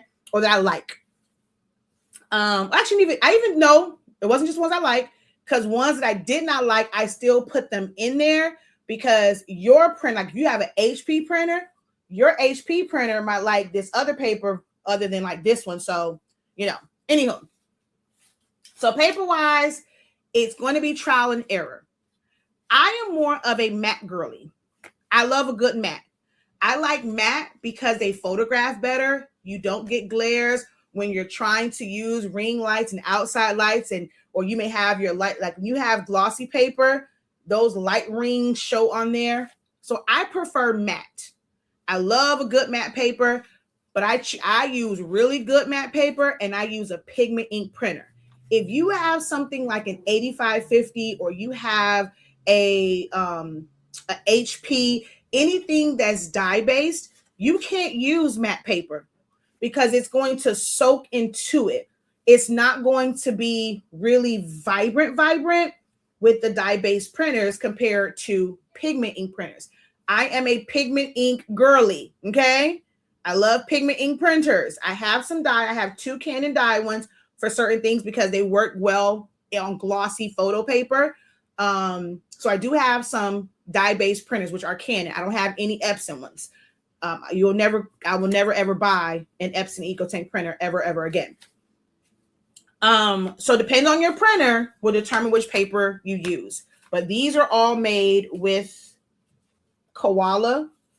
And then the back is just a really cheap 80-pound or 110, just depending on which one I picked up. But a lot of times it's the 110, but the heavyweight, like the 100-pound paper, it'd be aggravating trying to cut it out because it's so thick and you have to do like several passes with it. And sometimes they mess up. So they can be a pain in the butt. That's why a lot of times I'll just default to my 80-pound one. Even though the 100-pound one, I want to get rid of it. And it provides a little bit more sturdiness to it, especially if I'm doing them. So the way that I teach these, there's 2 ways that you can do these fans. Really 3 ways. Okay, it's this one. And I'll do this one. Okay. From the front, actually, no, let's just do these 2. In looking at these, right? Do these look the same to you? And I told you, I hate that glare. This is why I don't like glossy paper. I hate the glare, okay? But do these look the same to you? Like do they look, they both look like the same quality. They still look, both of them look good, right? When you're looking at it from the front. Yes, no, yes, no, maybe so.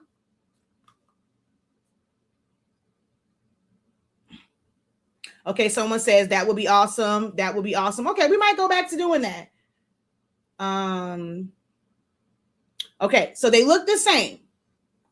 They are not the same price-wise and technically quality-wise.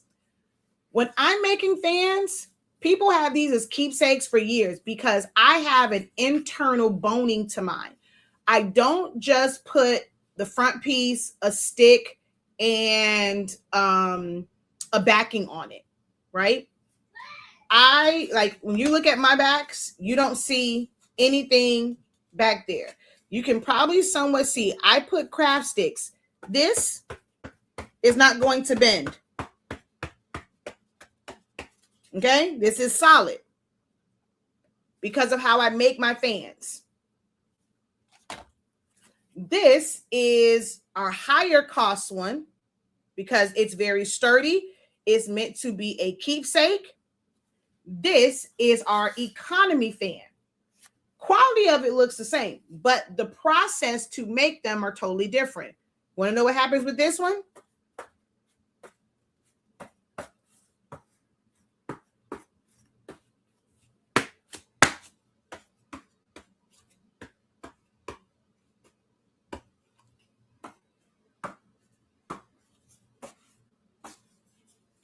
Difference. They don't really care about these. They just want a handheld sign. It ain't gonna really have. I mean, it got, because it bends. It got a little wind to it. It probably has a little bit more wind than this one. This one got some wind to it because it's going to bend and flex. But they'll probably just throw these away because it's gonna get bent up. It's gonna be folded up, and it ain't gonna really last past graduation day because there's no boning to this. It's just, well, this one has a print, and I still did the backing for it, but it doesn't have any boning, and it doesn't have like the real backing like this. And what this thing is called, the stick, is just glued to it. And because I keep doing this example, it has pulled away from it, and that's what's going to happen. Now, if you go and you're offering these to your customers, and it's like, okay, this is a sturdier one, this is a disposable one, like you are advertising this one as disposable, you don't have to put a lot of effort into this. You can sell it for a lower cost than how I make these, because these take work, and this is a keepsake sign, a keepsake fan. This is an economy one and disposable one because it ain't gonna last very long, okay? Because I did not put it, we printed it, we cut it, we threw a stick on the back and keep it moving, shout it. Two different things. How do I advertise the difference? Keepsake, disposable. Keepsake, disposable. Keepsake, disposable. Quality, economy. Quality, economy.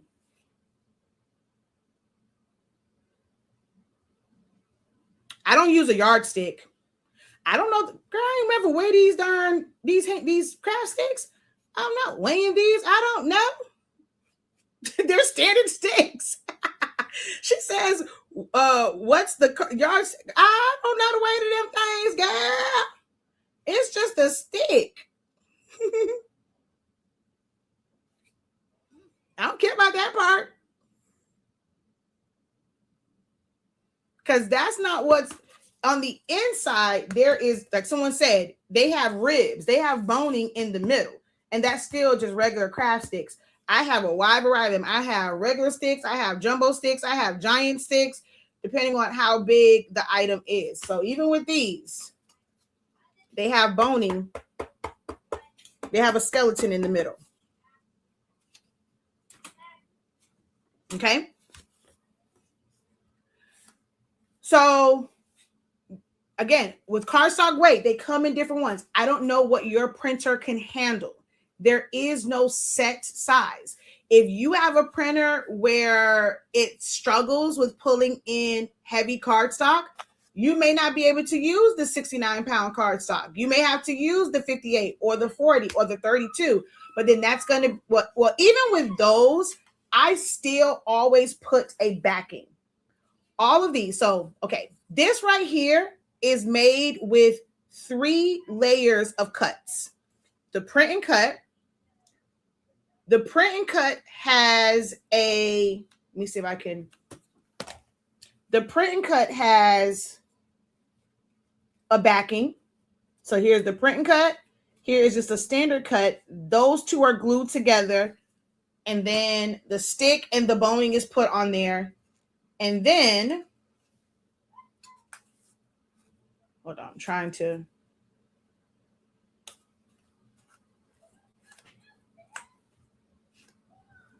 And then there's this one, which is a really thick paper. So this is, I forget, I don't even remember which weight this is. I'm trying to feel it. This might be a 50. It's not a 60. I know that much. It might be a 50 or a 40. This right here, I know for sure is an 80. This back here is 100 pound. So there's 3 layers of cuts and the boning in this one. This is the print and cut, and I'm gonna try and split this one because that one was purposely split. Let me try and split this one. I have to find somewhere to split it. Okay, here we go, right here. This is a print and cut and the backing.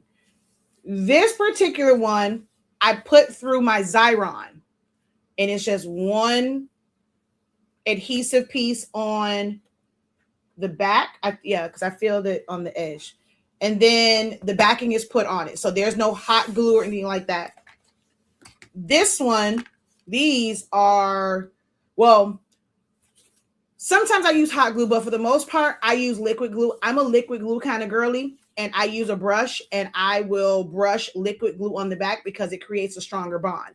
Most people, when you're watching them, they're just going to use a hot glue gun, but that leaves like little, especially what they're using, it leaves the little bumps. I use a glue, whenever I am gluing it, I use a glue gun that is 300 watts. Baby, I think it's powerful.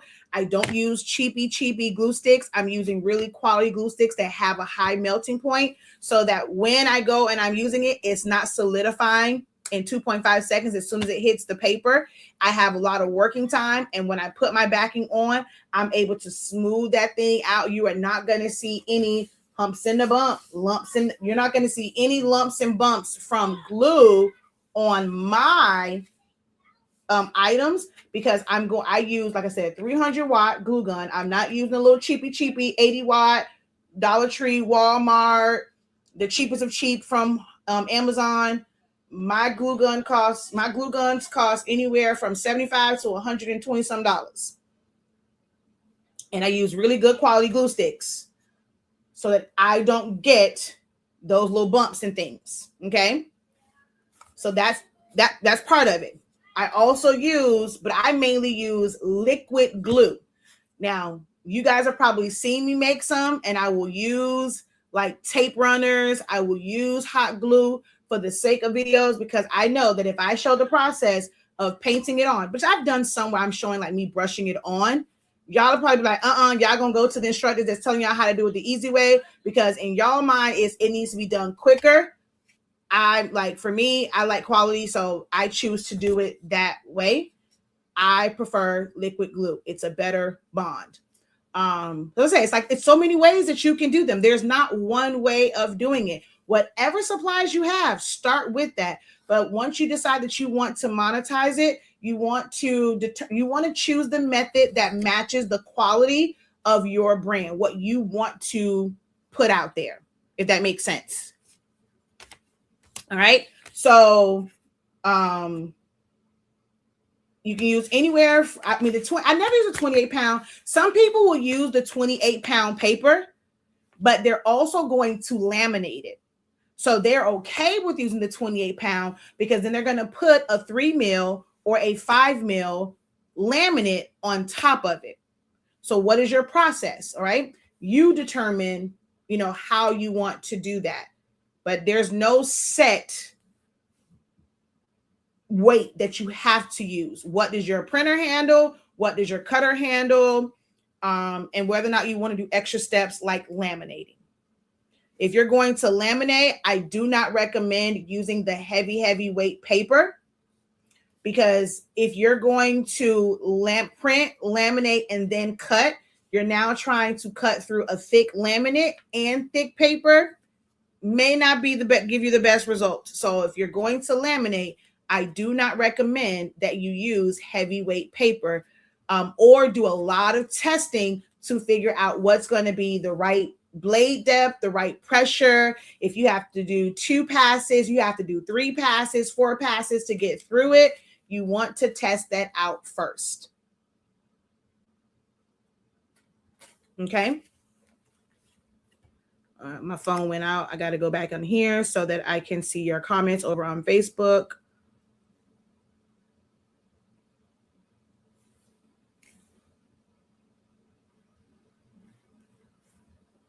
Okay. Are the ones in your hand in the design vault? I believe so. Now, the part that you will get, though, you're not going to get this font. And I think yeah. Because I don't remember. I don't think that one. No, it might be. I think I did put it on there, and I said that you have to have Creative Fabrica, and I want to say this is Cold Warm is the font, but your font wouldn't match. Like you would have to more so do it like this one, where you're just going to use like a random font. This one, the font on the side is the same font that these are made with, but you get this part and this part, and then you and like, yeah, so all of the elements in the middle part are in there. You just don't have, you won't be able to do this and this part right here. Of course, you put your own school. It's just, so yours might look different depending on how you either do the school or like with this one, because I put the school crest there that said the school, I just put her name at the bottom. But these have been in there. These have been in there for a long time. All of these have been in there for years.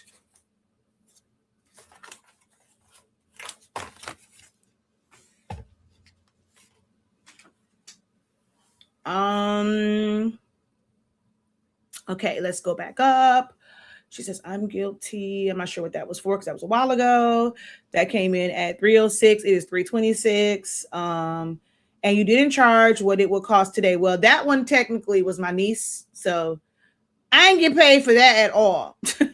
But yeah, definitely what I was charging in 2013, and I'm showing what I was charging what I'm charging now. Supplies cost more. My profit margins are probably about the same, but the prices change with inflation. I would like to know how many handheld signs to sell as a package. Well, I don't know. That's up to you. I will tell you, for me, my minimum is 6 if you're doing the smaller size, 3 if they're doing the larger ones.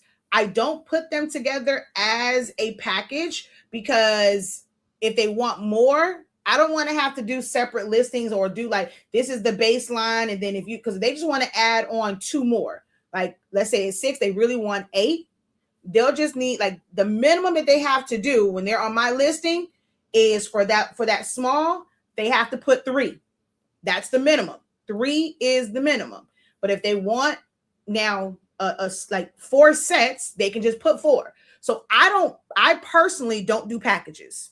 I've had discussions about that. We've talked about this in creative business. I help people. I train them. If you want to do bundles, we talk about pricing, how to put them together, all those things. Shakia, HS Sync 365 prints. We don't do set bundles. I can create a deal, and once they tell me everything that they want, if discounts are applied, and especially when it comes to design, things of that nature. But I don't do bundles. I don't do packages. That is a personal thing I would say personal. Well, it's personal to our business. It's a business choice for us. We don't do packages. Not saying that you can't. We don't do packages. Not saying that I can't help you develop your bundle or your package and make it to where it's profitable for you. My company don't do packages. Okay? So there are some places where they don't really need all 6, right? Because they're not even getting that many tickets to graduation. A lot of the schools here, you're getting 4 tickets, okay? You got to go and beg and plead and borrow to be able to get more tickets. It's not the whole, your entire family gets to come. You 12 deep, you 15 deep. That ain't the case for everybody here.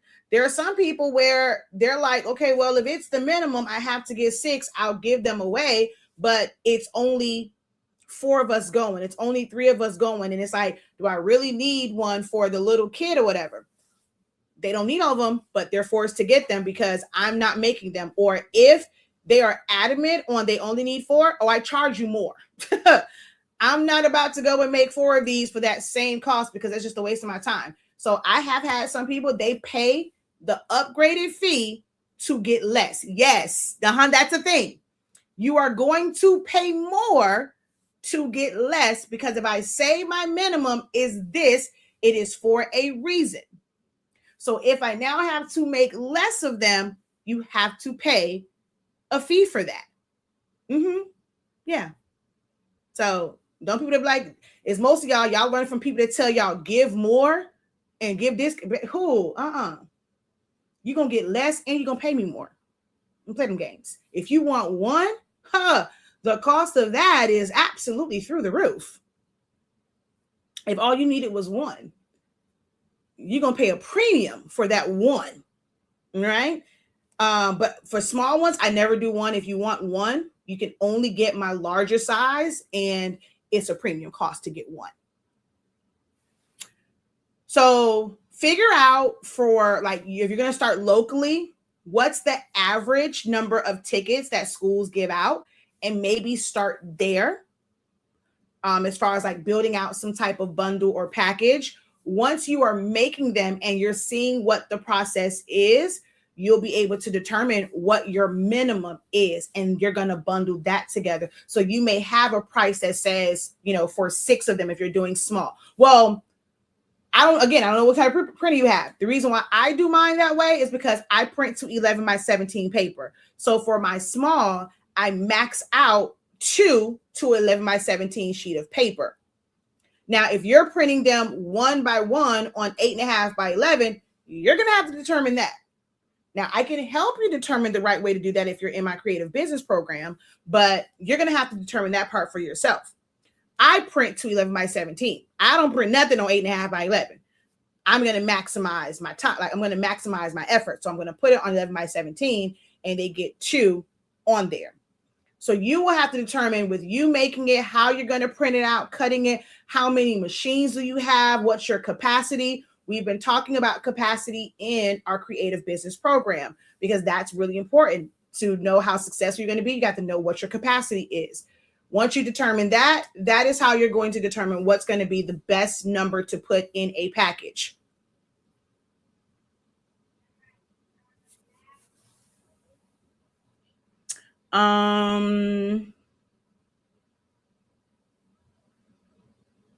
Let's see here.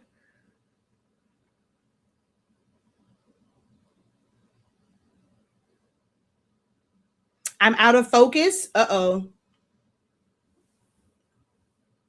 Let's see. Okay, over here the questions were, oh, my mama gonna get me. Best printer options for fans, price points, and sizing. Okay. I did answer the one as far as the ones in my hand are those in the vault. Okay, hand cutting them. Okay, so what was it? What was again on this one? It was best printer options. So you can really, again, it depends. Like, any printer can make these.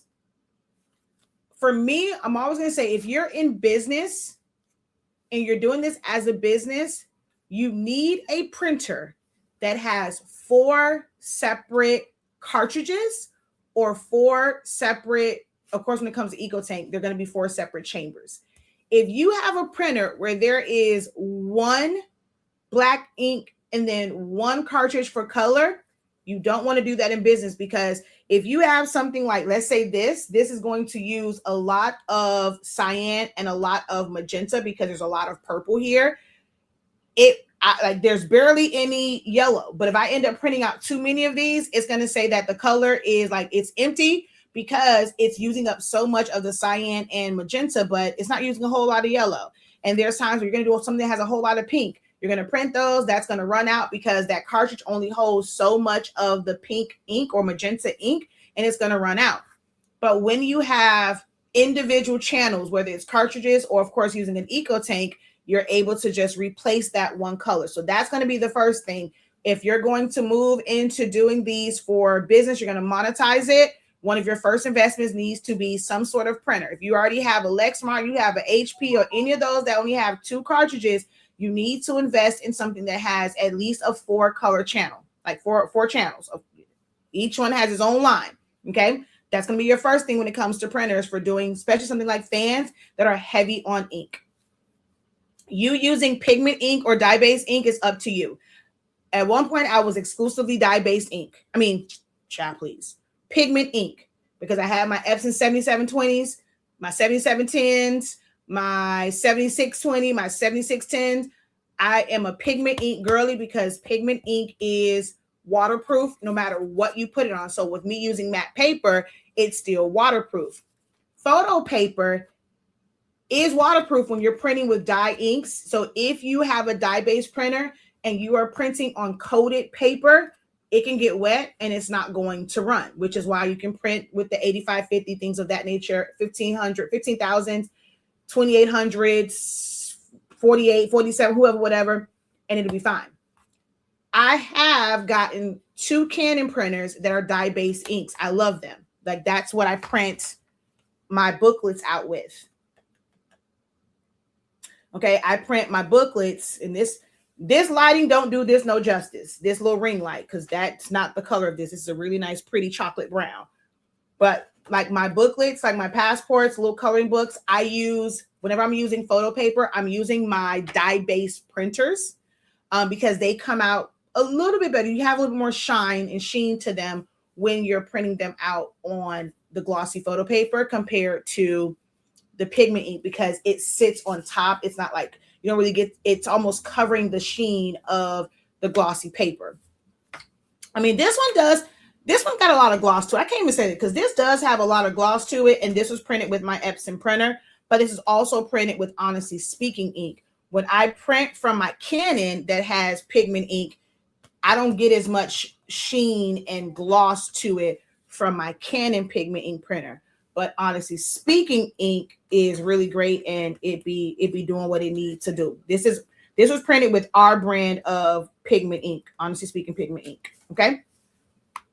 So as far as printers, it's going to be whatever printer you have. But she says, never thought of that because I do use my HP, which has 2. Now some people will justify it in that they have the HP with the, what is it called? Insta ink. And it's going to, like, you're constantly getting like that replacement, but you also have to keep that subscription. It's based off like how many prints and stuff, but they only have 2. So it's a little bit different if you have the Insta ink, but you'll probably see that some people don't really think of it because they're like, oh, well, they're always sending me ink, but you're going through a lot of that.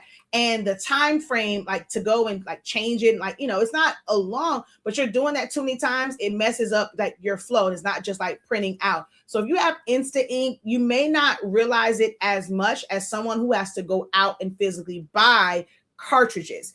Insta ink is a little bit different because a lot of the Insta ink printer, like a lot of the printers that have the 2 colors, they're under that Insta ink program.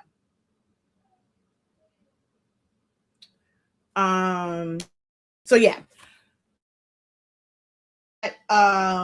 What else did she say? I gotta keep that one up here. She asks printer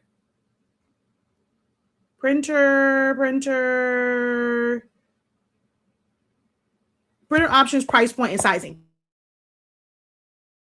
It depends on the printer that you have.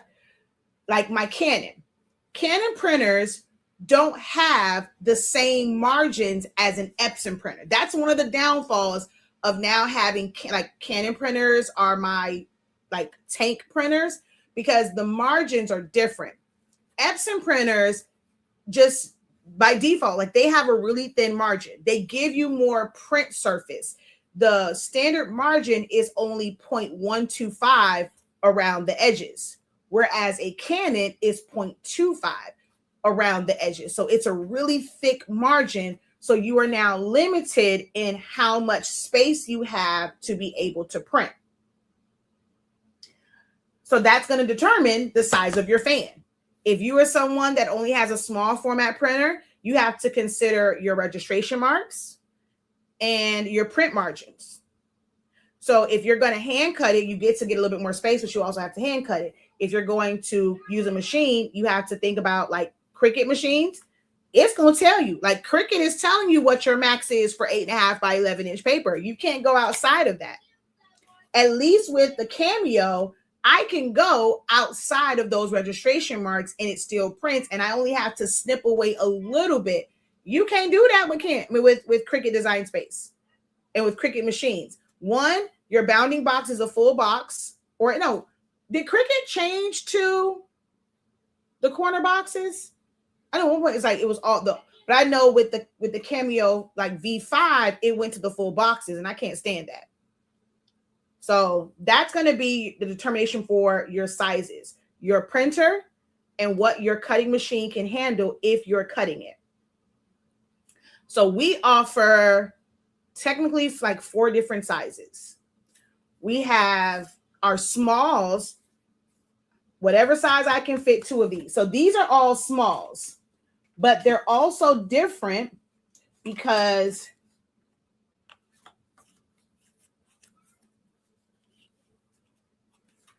this one is slightly shorter based off of the way this is designed. This is shorter than this one. But if we turn it around, this one is wider than this one. So it's based off of the design. And however, I can fit 2 on a page because I only use wide format printers. So I can fit 2 on a page. And I have, I'll use like on my 11 by 17.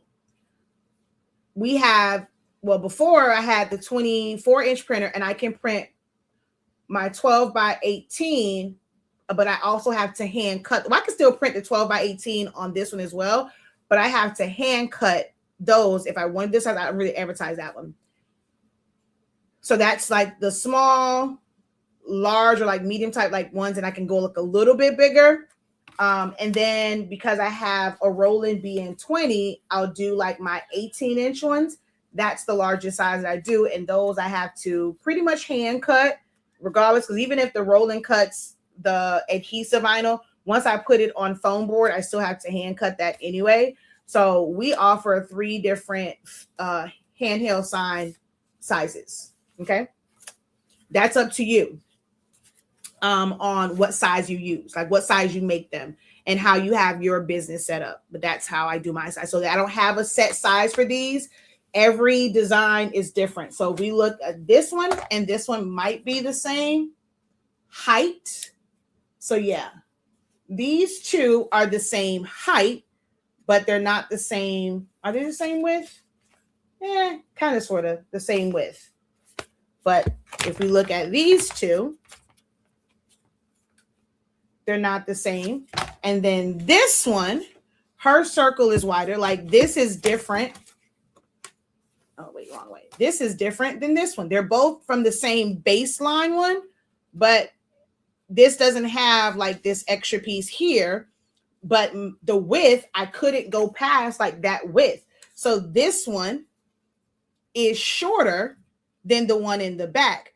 Their width is exactly the same. Their height is different because there was a max width based on me maximizing it on my paper. So I can't ever give you a set size. And this is what I teach as well.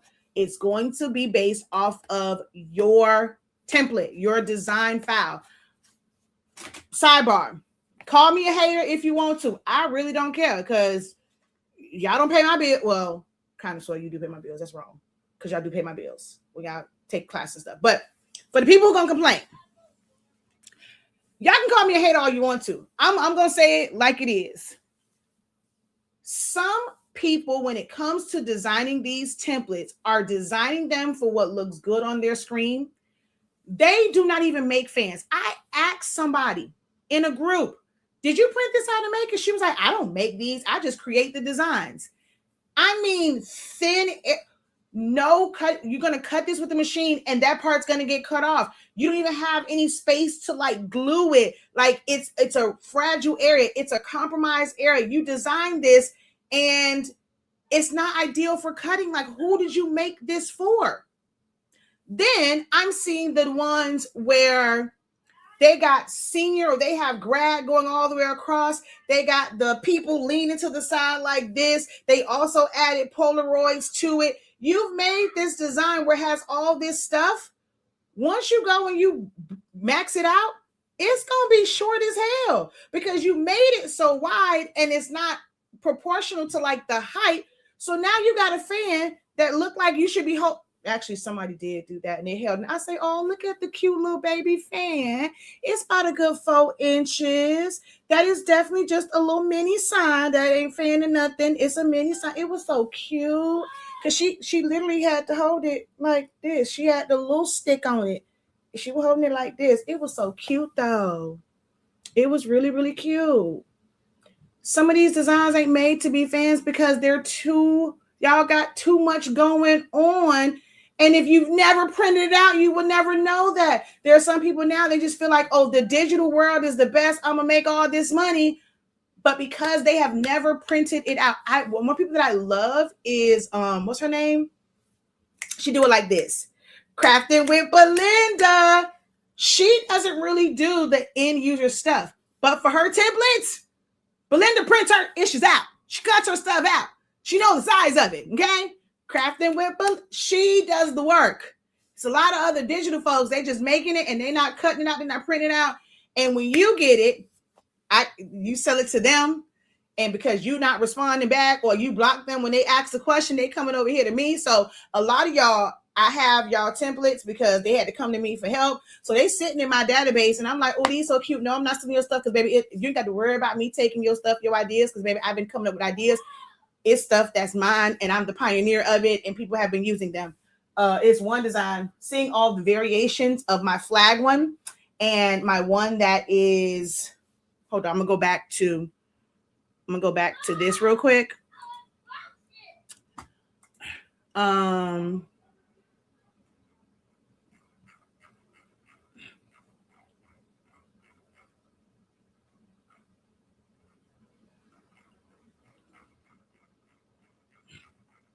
I got to go back up to 2017. One of them, child. I got to get up there. Hold on. A change is coming. Hold on. Don't worry about a thing. Hold on. Well, damn. Okay, wait. That was my wedding. That was 2015. So I'm getting closer. And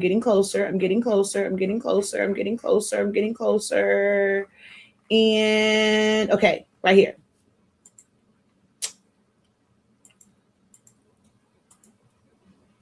Told y'all while y'all be trying to get new designs, I just showed y'all that same 2008. I've really been using 2017. I've been using the same designs, same layout since 2018, and they still sell like hotcakes. Okay.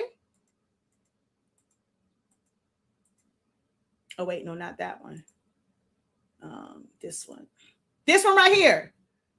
Oh, the number of people that have recreated versions of this. It's so amazing to see, how many people have recreated, which is why I said I have to do. And I'm not like mad about it because I only had the silhouette version.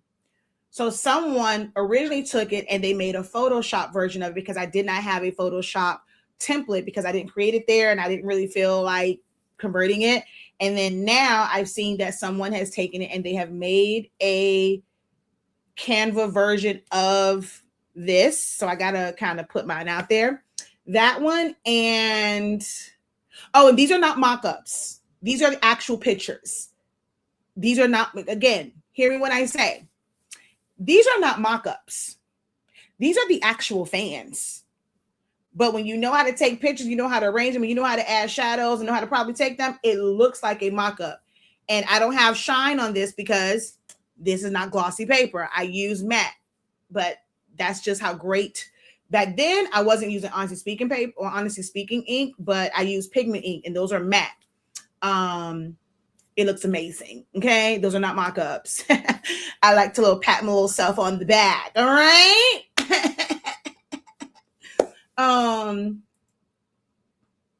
Same, y'all just saw that 2025, same exact shape. When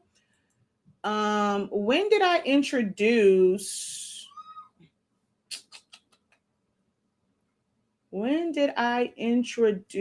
the, and I don't even know if I have the other fans on here. Okay, we're gonna go to this one. So this style right here, I've seen so many people recreate it. It's crazy. How many people have recreated this? And even trying to mimic these in the way that they did it. Yeah, I've seen that because this was very unique. It wasn't like straight across, like me having the big G, the little E, the big G, the big E, these are small in the middle, and then putting that, like seeing all these recreations. Some people say, "Oh, there's nothing on the sun." You did not come up with that. You saw mine and you recreated it. I don't mind. I just be in my rig. I'm like, oh, it's nice to know that I inspire people because I've seen these be attempted to be completely recreated. So yeah, I've been using these strengths forever. And this is how I present it to my customers. You get to pick 1 through 11.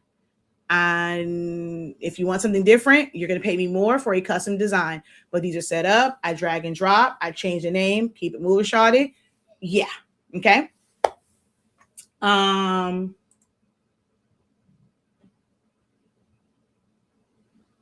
me see. Yeah, those are those. Okay. Thank you. She said those are cute. Thank you. You're very welcome. How big are those fans in size? We just talked about it. I all the ones that you saw there, those are all what's considered to be small. I don't have a set size. I max out 2 to 11 by 17 paper. As you see from those, I'm going to go back to them. They are all, now this one is a mock-up. They are all different shapes.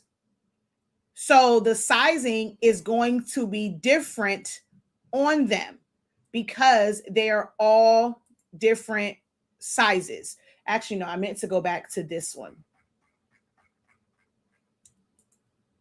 They're all different. When I have their picture, depends on their senior picture. I've had some where it's more of their chest showing.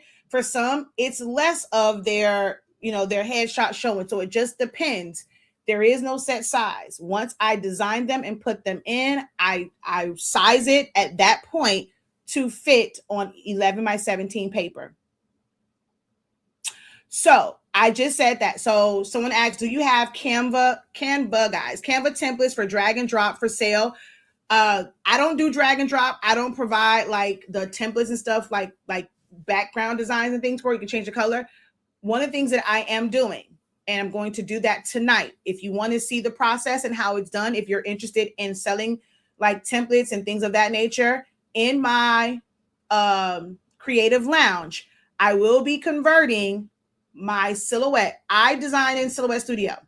I will be converting my silhouette files into Canva files so that I can sell them because I didn't bother to do them. Like for me, it's easier in Silhouette Studio. Canva is a pain in the ASS to me for stuff like this. But I will be converting them. So by Sunday, a good number of them will be available in Canva form. My templates are 1365. Okay. Templates for me that you can edit and change, they are 1365 for one. Let's see here. Best printer for obituary printing, laser printers. Do not use inkjet. You'll be there forever and a day. Unless it's like personal use, you're really trying to just save some coins. You got a whole lot of time. You just want to get some ink. But if you're going to sell them to customers, unless you have 4 to 5 to 6 of the same type of inkjet printer and you have an assembly line going, you do not want to use inkjet printers. You want those printed with offset printers, digital printer press, which is still like a laser printer or toner printer. I also have to use off-brand ink to keep my black from bleeding no matter what settings I use with the manufacturer ink. Yes, because of most people, their photo black ink is really like, I don't know what they were doing to when they made up this photo black one. When you're using the third party, it's made differently and it's better, which is why most people will buy our black ink, our black pigment ink to fill up their cartridges. Like instead of buying, like let's say if you have like an Epson 8550 that has a dye base black and then they have a photo black, they will not buy the Epson photo black. There's a lot of people that buy our pigment ink black because that's essentially what that is. Photo black is pigment ink, but it's like they've been adding too much of the toner powder and it always like bleeds or it scratches off and things of that nature. So several people who have EcoTank printers, they buy our black pigment ink because the manufacturer one sucks. Let's see. I added 2 extra sticks to the back of the fan so it won't bend and look like so it won't bend, looks like a Y. So you put it in the middle. Yeah. So you create a boning or a ribbon. Yeah. So you can do it with the Y. You can do it where it's following the shape of it. I've done several classes and videos where I show like how I'm putting the sticks in the middle. But yes, that is a good practice so that you're creating a stronger fan.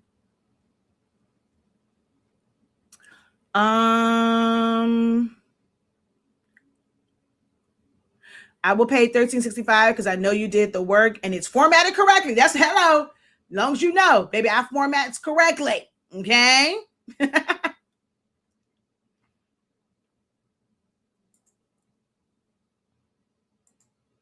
All right. I'm going to try and let me see if I can find one real quick so you can really see the difference between a large and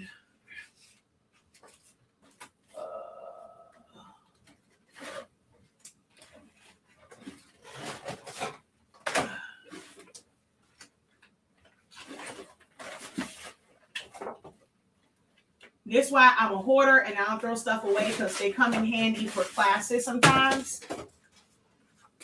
So there's going to be certain ones where when I do live my 17, because of how they are, they look really, really big no matter what. So like with this one, that sucker was huge on the Live My 17 because it's a narrow design.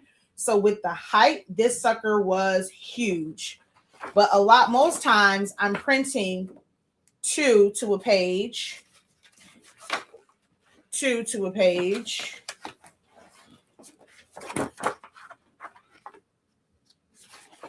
2 to a page. Okay.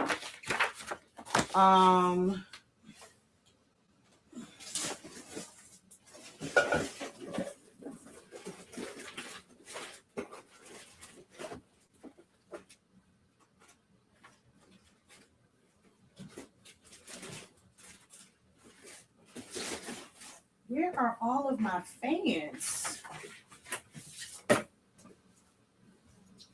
This is a lot, but I don't have, I'm trying to find a small one. I have a small one like this so I can show you the difference. I've done videos where I've shown the difference between the small, but even if you just look at comparing these small versus a large one. Now this one was done with sublimation where I laminated 11 by 17 paper first. I sublimated it and then I cut it. So this one, I don't often do that. I wanted to show that process because there are some people, they don't have a large format regular printer. They only have a large format sublimation printer. So with this one, the 11 by 17 is laminated. You have to be careful because it will curl, but that is laminated. And there's a certain way that you have to do it because of the registration marks. But it's laminated. It's subbed onto it. Well, you can do it. You can pre-cut it and then sub it, like tape it down, or you can do like the whole thing and like and do it that way. So it's a couple different ways that you can do this. But this one is sublimation. And then these are regular prints. That's why this one has so much glare because there's laminate on top of this one. But you can kind of see small versus large. Like this is maxed out to 11. And this was actually even bigger because I didn't have to worry about sublimation registration marks with this because it's just size. It's cut on regular cardstock so I can max it out. And then of course the print is maxed out as well, the summation print. And then I just put it on there, tape it down, and press it to it. So this is actually a little bit bigger than what my standard print and cut ones will be because I did not have the limitations of registration marks. You can print without registration marks, but you're not going to be able to cut it accurately. So if you're doing a print and cut and you want to print it and you want your machine to cut it, you have to have registration marks. Now, the only reason why this one I did not have to is because it's sublimation. So I laminated the cardstock. I cut that. So the red, like the outline for it, I cut it. And then when it comes to sublimation, I just print it. Then I take that print, put it on top, take the laminated cardstock, put it on top of the sublimation print, tape it down, and then I sublimate it. So I didn't need registration marks for this because it wasn't a print and cut. It was a print and press. If you're doing print and cut, you have to have registration marks. That's a really good question.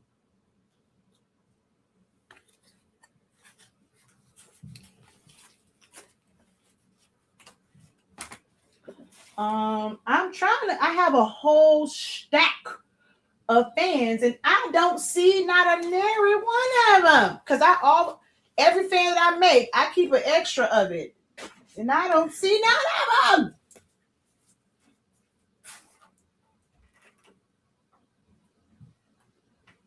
Where are all of my fans?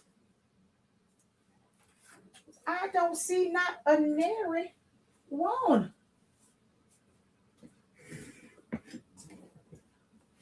I don't know where they went. I've been doing this for so long. They probably in the garage because I've had several, like years and years and years of showing the exact same fans. So just none of them ain't in here right now. What printer do I use? So I still have Epson 7720s. You're not gonna be able to find that one. But I purchased a whole bunch of them. So I got 2 more backups of my 7720s. So that's what I use with Honestly Speaking pigment ink. And then even for my sublimation, I still use a 7720. So yeah, may not be helpful to you. You can't get that printer. I need to make a fan, but it just needs to be words. Can you show that one again? Which one? What? That one? Or without the picture, you mean? I don't think any of these had just words. These all had pictures on them.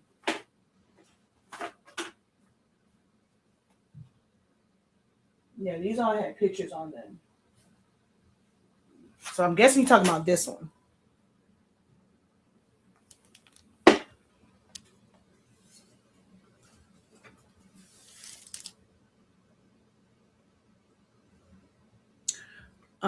Okay.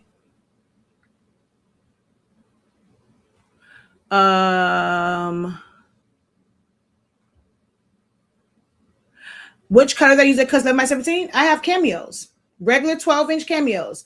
With a 12-inch cameo, you can cut up to, like, you can print up to 12 by 24-inch paper, and you can still do a print and cut with it. So I use my cameos, 12 inches. I do not have the Cameo Pro. I would never, ever buy a Cameo Pro.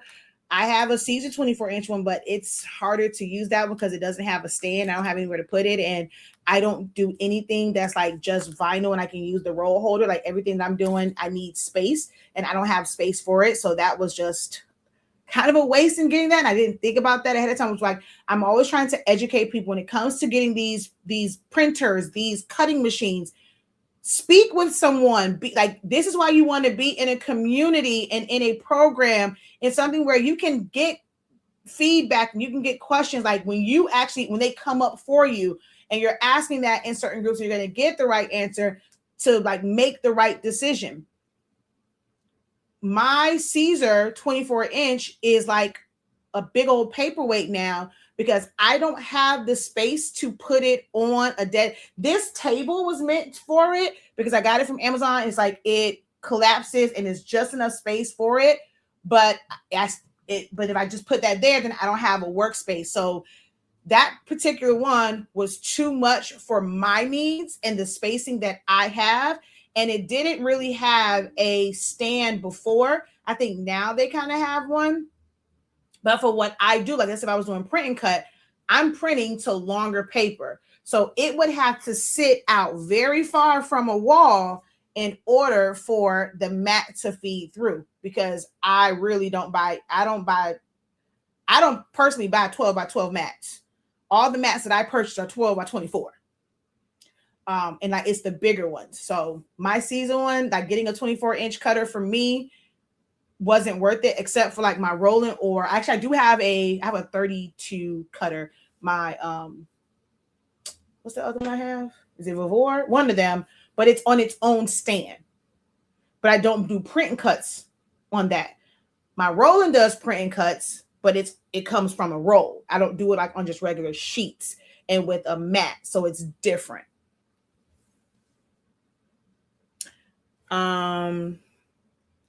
She is a mother of 2 grads, and I want to make the mom a fan, but she doesn't. Yeah. So yeah, just do something that has just the year. We have this with 2026, and it just says grad. You can do it with like this was just the school's mascot. You don't even have to put names on the side. You can omit this part and then just put the school at the bottom. And it'll look more like, even though this one has a picture, it'll look more like this one where it's just the year. Don't worry about the picture. And it'll say grad, and then you can just put the school name here. So it'll be about this width.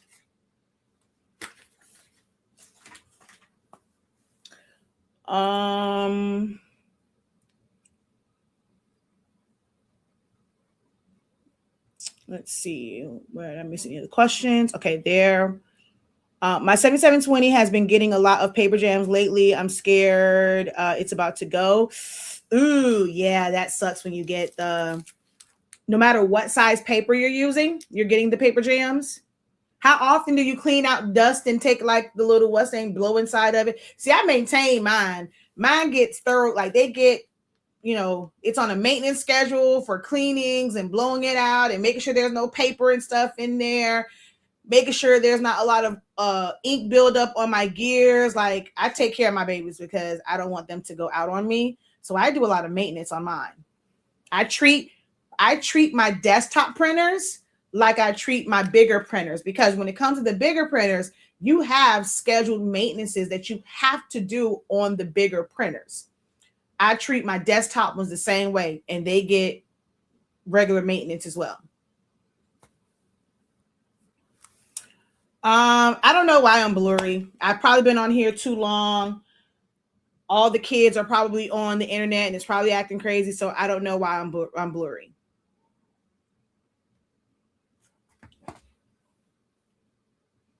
All right. We've been on here for 2.5 hours. Let's make it a cool 3 hours. If y'all have other questions, we can make it a cool 3 hours and I'll answer more questions. If not, we can hop off. Let me see. Somebody said I was blurry. Let me look at it on my phone. Oh Lord, look at how they caught me. It is. Oh, it's not blurry on my side. Okay, let's see here. I don't do much maintenance. I have to get better. Yeah, you have to take care of your printers. You have to do some type of maintenance on it to keep it going. Oh, I just saw this. Thank you so much, Miss Cora, for the 100 stars. I appreciate the support. Thank you for my 10 cents, because that's all I think we get like that from 100 of them. I think it's like 10 cents. Yeah, I think we get about 10 cents from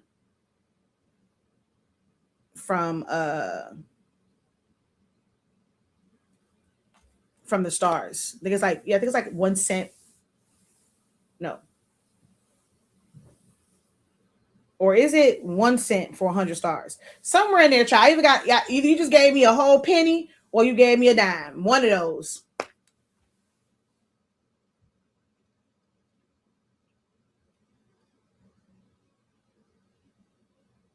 Or it might be, is it $1? No, it's not $1. I think that's 10 cents. I don't think it's a penny for every star, because then that would be 100 pennies. That would be $1. I don't think is it $1? That might be $1. I said 10 cents. That might be $1. But then by the time they take their money, I think I'll probably get like 70 cents. Yeah, I think. Thank you for my 10 cent 1 cent or $1. Thank you for the support. So it'll be $1. So it's a penny for every star, right? Is what that monetization is. Yeah, I think it's a penny for every star. So thank you for my $1. Okay, let's see. The next thing, I don't know, like, do y'all still do like, we can talk about sublimation, or we can talk about, where'd it go? Stickers and decals. What's the last topic y'all want to discuss?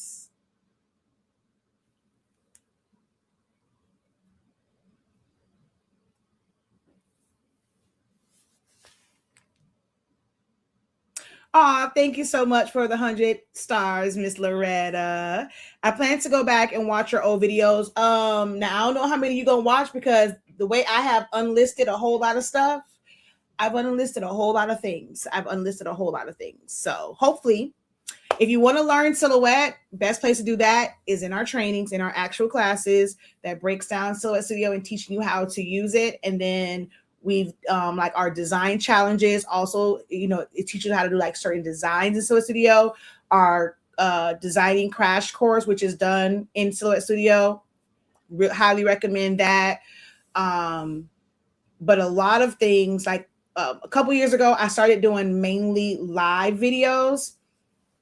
But then I realized, like, lately, YouTube or Google, they're not paying out as much for the live replays, and it wasn't going towards my watch hours. And I didn't realize that until I was looking at the analytics for 365 Creative Academy. I'm like, all these live videos that I've done, I see all these views, and the watch hours were not moving because I was trying to get that monetized. So I have been removing a lot of them because it's kind of just a waste. Like, people are watching it, but it's not benefiting me any. And then some of them I plan to just download them and re-upload them as regular videos so I can at least get the watch hours. But they've changed the way that they kind of pay out for live videos. So a lot of my lives, they come down. I work them back to private.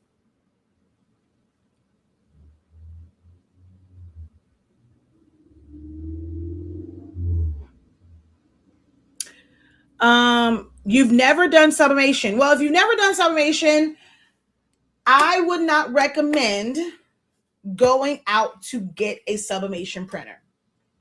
If you are intrigued by what sublimation can do, I highly, highly recommend ordering prints from someone. If it's something small like tumblers, I guarantee that there is somebody local to you, even if it's not like they're not in the business of selling prints. You can probably get them to print you out a few and, come up with like some type of cost to get a few prints. There's companies like the Blank Spot that does actual printing services for sublimation. They'll do gang sheets, and they won't do like single sheets, but you can get gang sheets. But when it comes to tumblers, I do not like gang sheets. I like to print it directly to 8.5 by 11 or 8.5 by 14-inch paper, if that's what I have in there, because it's I just cut down one side in the process for me doing my tumblers. I don't want to have to cut a bunch of stuff from gang sheets. So gang sheets, I'm never going to advocate for, because I just don't like how you make them. It might come out a little bit less in doing it that way, but for my process, it's a headache. So I don't personally advocate for using gang sheets for tumblers. I prefer to print it out directly to 8.5-inch wide paper. But they offer services where they do more so gang sheets. They don't really do individual sheets. Some of y'all don't realize, like, y'all have sublimation printers. There are some who want to get into it. Is it going to be something that you make a whole lot of money on? You can't be on there like, oh, well, I want to charge $10 for one sheet of dang on paper. No, be very, very reasonable with having print services if they just want to print. Now, if they're not local to you and they want to order, they want to ship it, yes, there will be times. So some of y'all price because y'all like, no one's going to pay this amount and they're going to pay more for shipping than the prints. I do it all the time. Okay. I do it all the time. I don't advertise on the site, But when people want it from, they'll come to me. They know they have it. They want that Honestly Speaking sublimation paper. They want that Honestly Speaking sublimation ink, and they will order just sheets from me. I have people that do it locally. They come, they send me their stuff ready to print. Now the stuff needs to be ready to print. I'm not resizing anything. I'm not verifying those sizes. However you send it to me is how it's going to print out. If it's the wrong size, they know you have to pay for the reprint. But my prices aren't like crazy. People here tell me all the time, girl, you ain't charging enough. You know, people charging $10. That's on them. It's my paper line. Like, I'm not going, like, I don't need to charge a crazy amount for a summation print. It came ready to print. I'm not doing anything other than opening the file and printing it out. But you'll be surprised. There's a lot of people that will pay for single sheet transfers.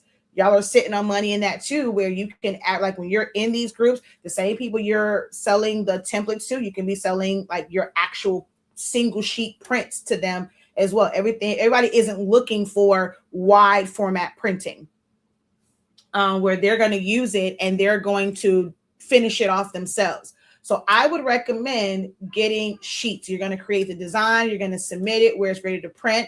There's also some people that sell random sheets. So you don't have like, it's just a random design just that you can practice sublimating. So you'll get the blanks, which you can get from Amazon. All you need is an oven. I do not use a dedicated oven. I do not use a heat press. I put mine in a regular standard range oven, the same one that macaroni and cheese, turkeys, hams, I'm about to say collard greens are going down. Pizzas, whatever is going in that same oven. It's not toxic like people say. It's not gonna hop on your food. That's all. I have done so many videos on that, especially when you're using our paper. Our paper does not bleed, so it's not gassing out and getting on anything. And if it does, it's an oven. You're heating that up. So yeah, it's gonna burn off. You don't need any fancy equipment. If you're just trying to try out tumblers, all you're going to need is painter's tape, heat tape, the print, and the tumbler. It has to be a sublimation ready tumbler, and of course, scissors. And you can try them out before you go and invest in a printer. But there's so many things that you can do with sublimation. I mean, I make keychains, I make tumblers. We have done bags. We have done, I just did memorial ribbons.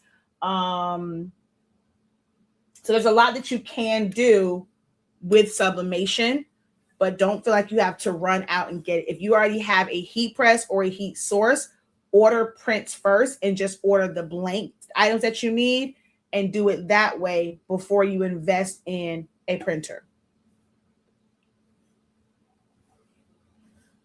Do I print sublimation prints? I do. I don't really advertise. Like, you can send a message or like call us, or text us, or send a message, and we can go over that because it's not visible on our website, but we do sell the prints.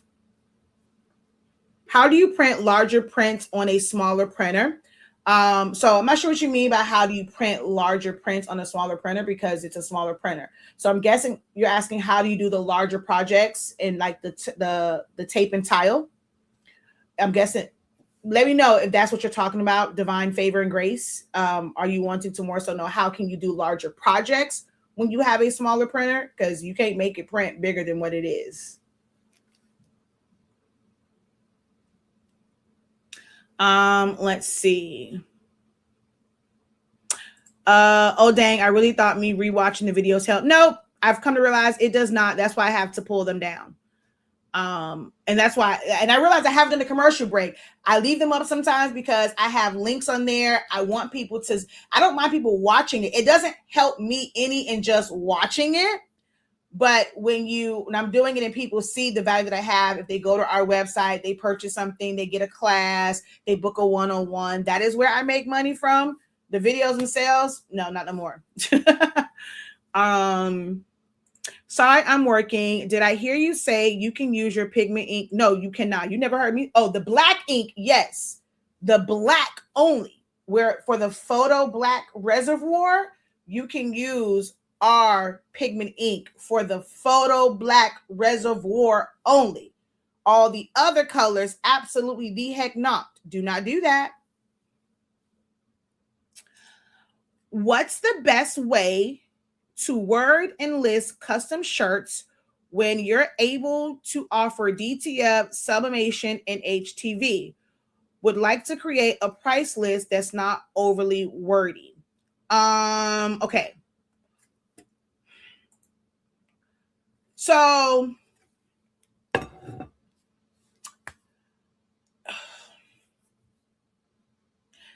for me and how I do it, it's more so about what that result is. If they're looking for a colored cotton shirt, that's what that's going to more so be like advertised as when it comes to like the process. Like if they're looking for a colored a cotton shirt that has colors to it, then there are certain options for that. For me, that's DTG, DTF, and then there's HTV. HTV, if it's like for me, HTV is going to be for those one-offs. Like I'm trying, like I don't really have like it. You put custom shirts, and I put starting at, and that's going to be the lowest one. Or I'm going to put DTF, like I'll put, I'll put DTF. I'll put full color print because they want a full color. For me, that's normally going to be DTF or it's going to be DTG. And in some cases, if the order is large enough, I can do screen print transfers. So that would be a full color shirt. And then once I know they want a full color, once we know the type of design and stuff that they want, that's how I determine what method to use for that particular order. Full color, but dry fit, moisture wicking is sublimation. So if somebody is looking for a dry fit shirt, but full color, the only option is sublimation. Well, you can put DTF on it, but that's more so about the shirt. You guys are trying to word it based off of the design versus the shirt itself. The shirt that they want determines the process. So if they're wanting a cotton or blended shirt that's colored, it's just a full color shirt. And then from there, we end up discussing the options. Sometimes, like, we also have to remember that for me, I'm going to just say for me, I have minimums for certain things. If somebody wants like a one-off, I don't DTF print where I have a small format DTF printer. There are some where they may have a large format, but they also have a small format printer, and they are okay with doing one-offs of DTF prints. And they're going to offer someone a shirt where they can order a single shirt. It's going to have a DTF print. Or somebody that's doing pre-made, pre-printed transfers, they can offer a one-off. I don't offer one-offs when it comes to DTF. DTF becomes my default option once you hit a certain threshold. I still use Jet Pro 3G. If you're wanting one shirt, I'm not about to go through the hassle of trying to set it up. I'm not trying to place it and fit it on a DTF gang sheet for me to send it out. Now I have to figure out how to do this just to send it, and I'm not wasting my money. I'm not doing all that. You are going to get a print and cut shirt, Jet Pro 3G. I'm not even turning on my Roland. I have a Roland where I can print not easy sub. What is that thing called? Easy print. But that takes forever to print. The process of when it starts and it has to purge the line. You think I'm going to waste ink for a one-off? No, you are getting a Jet Pro 3G print and cut shirt. Now, if they're like for people who are local to me that they say like they don't like that feel and maybe they want something else, you're going to pay more for it. Y'all, I don't know. I charge more when you want one of something. I don't know how y'all do stuff, but if you want one, I'm charging you more. You want two, I'm charging you more. Just how it works out. I don't play them games because now I got to do more work. It's going to cost me more in supplies to make you a one-off. I charge more, sometimes almost double for one-offs compared to when they're getting multiple of them. So full color is how I'm going to advertise it. Dry fit is another way.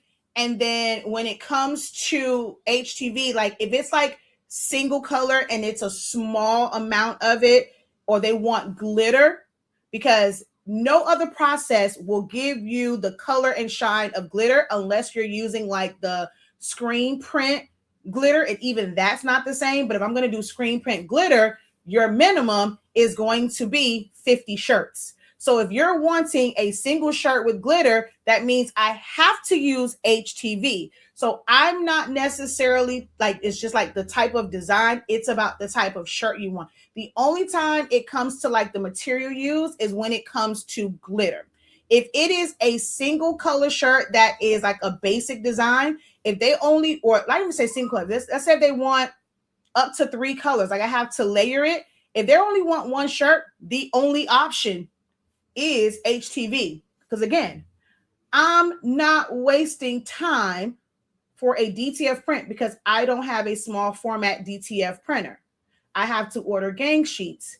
I'm not ordering a DTF print for your one shirt that got 3 colors. You are going to get this layered HTV and you're going to pay a premium price for this layered HTV. I'm not doing DTF. Even if they wanted DTF, guess what? You still are going to pay a premium price because I'm not about to try, even if I figure out what else to put on there, that is true profit for me. You want this process, the minimum cost for a DTF print is $25 for one yard. You are about to pay that full $25 for that print. Whether I decide to put other stuff on there or not, you are going to pay that. And you're going to still pay for the regular price for the shirt for me to put it on there, and you're paying my design fee. So if you would like to pay $80 to $100 for one shirt because you want DTF on it, have at it. Boo, that's your money. That ain't none of my money. But if you don't want to pay that, this is the option for it. If you don't want this option, I can't help you. Y'all do this whole give the customer what they want. That don't work over here at HS Sync 365.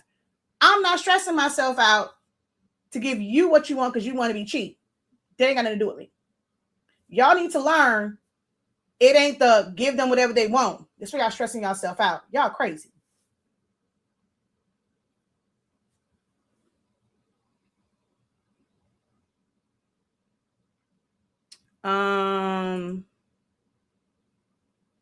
But as far as price list, I would say full color, dry fit.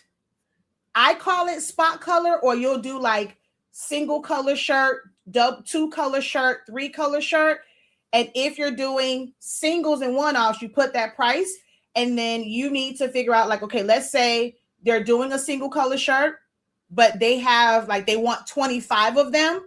For me, it's going to automatically now default to screen print transfers.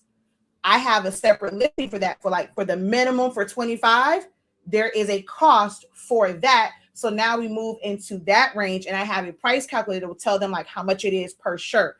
But I always have, like, you should have your a la carte starting price. And the more that they add to it, your prices will reflect that and like, and be able to adjust. But, price wise, y'all trying to do a price sheet. I don't really do price sheets like that. And even like with flyers and stuff, I put starting at, you'll never see the price. You're going to have to go to the website.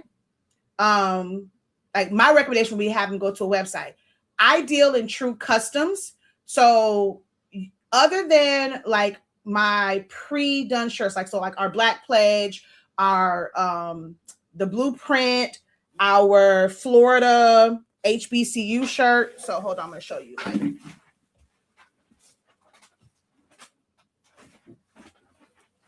So I have what's called the Black Pledge. I have the Blueprint.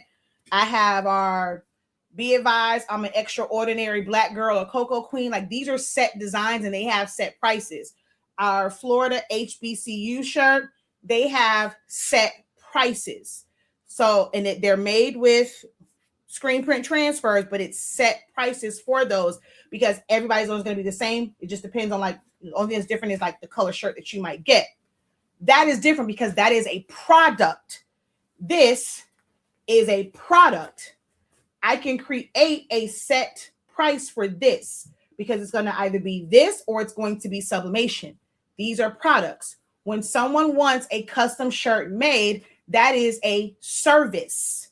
I don't put prices for services on a website.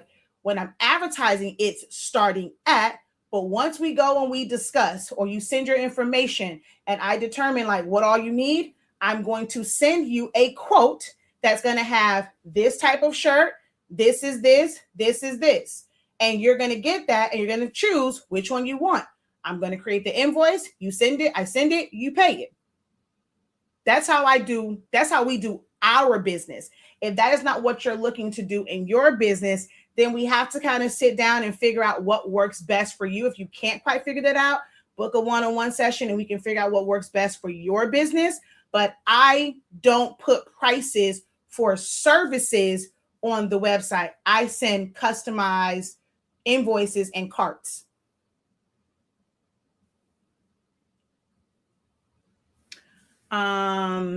So do I refer to sublimation or DTF printed shirts as full color prints? But should I refer to vinyl? Should I refer to vinyl as HTV designs? It's the verbiage that makes me overthink. Your average customer is not going to know what HTV is. They're not going to know. Now, once I kind of explain it,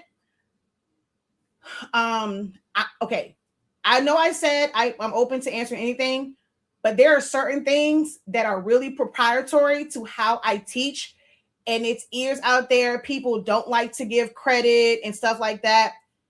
I will say this, because there are some people here who are in my creative business program. There is a play that I teach them to do so that when a customer has a question about things, they can direct them there. So I guess the free version of it would be have a description of these things. So once you're discussing it with them, you are able to explain at that point what each one of these methods is. Once you tell them, okay, I'm going to use this, because you can't just put HTV. The average consumer don't know what an HTV is. They don't know what a screen print is. They don't know what a DTF is. Sublimation for me is dry fit. So it'll be like a full color. I'm going to say full color because they can do a solid one color on a sublimation. So the main thing of that is the fact that it's a dry fit shirt. So it's a full color dry fit, or it can be a single color or whatever, but it's mainly advertising it as a dry fit or moisture wicking shirt. That is how I advertise sublimation. I don't say sublimation to customers. They don't know what the hell that means. If they wanted a full bleed or all over, even though I don't do them in-house, I still will advertise. Like, I'll ask them, are you looking for a center print or chest design? Or are you wanting the shirt to where it has the design? It's a full coverage. It's a full bleed shirt. And once they say that, then I'll go now. Then I'll mention, okay, that will be our sublimation process. And I'll go to, they don't really care that I'm saying, I'm just saying it. They brush that off. They don't care about that. Okay, that's what I need. All right, cool. But the reason why I tell them that is because let's say they ordered a shirt from me like this and they want it on a gray. I only then say sublimation because I have to then explain you cannot get that, what you're asking for, on a gray cotton shirt. Because I've had people that will order something like this and now they want something that's a service and they want a customized shirt. But because they've purchased this from me before, or sometimes they will send me a shirt that they got from the store. I want something like this. I like the way this feels. Then I have to then explain to them, you cannot get an all over and full bleed shirt with this process. It is going to be heavy. It is going to drive you crazy. You're going to keep hearing this sound. So what I have to do is call sublimation. The back of it will be white. If you don't want white, we can flood the back with color. At some point, I guess I will try like the ones that have like the solid color on the back and the sleeves. But I'm like, if we end up doing it, it'll be it'll look gray. The front will have a full design. The back will look gray, but it will not be cotton. You cannot, I don't like for what you want. This is the option. Ain't no other way around it. So if you're wanting it to look gray, we can make it look gray because we're now going to charge you to fully print the back and flood the back with gray. Full design on the front. The back will be flooded and just pressed with a solid gray or a solid black. That be y'all talking about some, oh my God, there's so much ink. It's the same amount of ink that's on the front. It's the same surface. It's just of one color. You're still charging the same amount. I don't understand y'all. Y'all be like, oh my God, that's a lot of ink for it to be one color. Huh? That makes no sense. But I've done that where I have sublimated the back in a solid pink, a solid blue. I've done a solid purple and a solid orange. They're going to get a dry fit shirt in order to get that full coverage. So that's another way that you can say it. Like if they're wanting a full bleed or a full coverage shirt, if they're describing that that's what they want, then the only option is sublimation. But you're describing it as a consumer. That's what they need to know, the verbiage as a consumer, not as a creator. Make sense?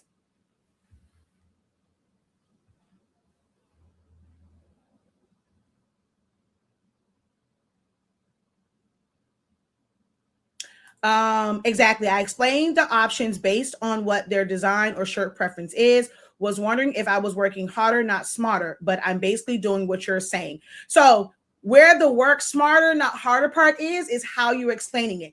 If you have to explain it every single time because you don't have a system in place where you can send them that educational information, then you are working harder.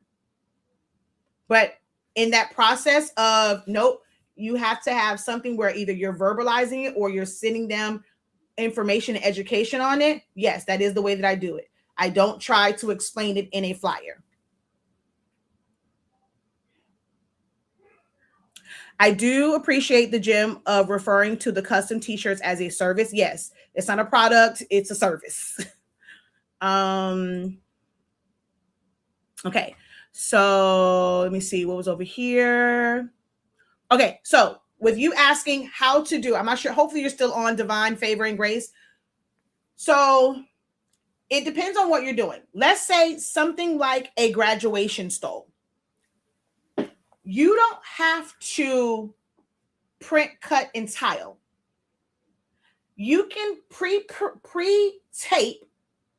I say print, tape, and print, tile, and tape. Jesus. If you're doing something that's going to be long, if you're going to do a tie, if you're going to do a sock, you're going to do a graduation stole panel, you're going to do a sash, you're going to do dog collars, you're going to do large ribbons. You don't have to print and tile. Well, tile and print and then tape and do all that together. You can pre-tape several sheets together as long as whatever you're pressing to is within that width. If you only have an 8.5 inch wide printer, when you print out for your stoles, your ties, you might be able to fit more than one on there. But let's say like a stole, you are only going to be able to print one side, like one panel, but it prints all as one.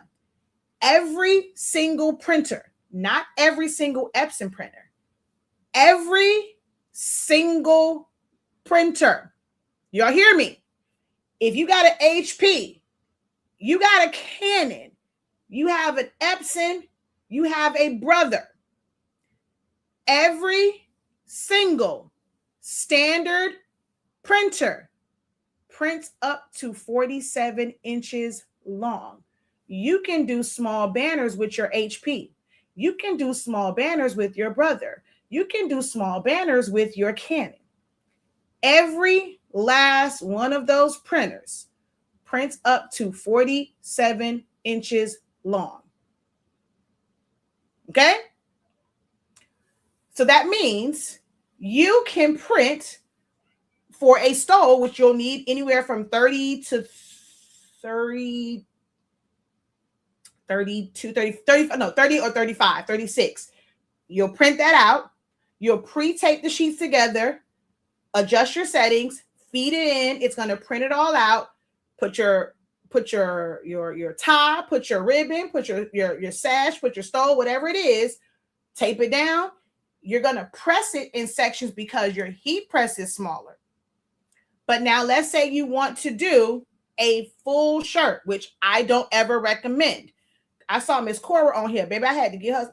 You taking an hour to do one shirt, ma'am, no ham, no Pam. If you don't order you some transfers, you can press it in sections. But if you don't order you some transfers, because all of this printing it out in single sheets, then you got to trim it down. Then you have to line it up and tape it. I'm never going. Some people, they have built their business off of it. They have made so much money because they're teaching the hack. They're telling people, oh, you can do all over shirts. Now, if you're doing it for your personal use, yes. People in business, I hate it. I hate it. I hate it because that mentality is, oh my God, this took me so much time. It took me so much work. I'm not getting paid enough. I want to charge $100 for these all over shirts because it took me so much time to do it. Because you're doing it the wrong way. You're doing it the hard way. Why should your customers suffer because you're doing a hack? And you're going to have those lines of demarcation. Even when you align it perfectly, there's the summation paper is there and you're putting pressure. There's going to be those lines of demarcation. But you want to charge customers more to give them an inferior product? Absolutely not. I'm never going to be, if I lose every single follower, because I'm not going to be that coach, that instructor that teaches you and encourages you for customers to tile and tape. Did I do the video? Yes. And I told you that was for your person. You want to try it out. You want to DIY it or whatever. But I'm never going to recommend. I've done it. I've done it for my kids, for breast cancer. I've made some for myself. So I'm going to be able to save some time. I got time. I'm not saving time. I'm saving some money. I'll do it. But I'm never going to sell that to a customer. Now, if you decide that you really want to, my recommendation is when you're tiling it, tile it in longer sections. So you're going to do a print that it might be 3 sheets that you pre-tape together. That will be one section. It's going to print all as one. And now when you do the next one, you just trim off that one side and you're taking that whole long print and lining it up. So you can either pre-tape it together or you can get what's called summation paper rolls. Now, it's more prevalent to, like, when it's not prevalent, it's more easier to find rolls. And we were the ones that spearheaded and the originators of having 8.5 inch wide. Nobody was selling 8.5 inch wide summation paper rolls before, honestly speaking. Now there are companies that will have it. I'm not sure if ASUB has picked up, because ASUB did have the 13 inch wide for the longest time. But, we were the ones that, brought it to market to have 8.5 inch wide summation paper rolls. So you can either do the roll or you can pre-tape them together. So then you're going to print it in long strips, and you have to tile it that way and split it up that way. And then just you have to trim off the edges so that you can line it up. And then you're going to line those up, tape it all together, and then press it. So that's how you would do larger prints with a smaller printer. You have to tie what's called tile and tape, or tape and tile. Okay.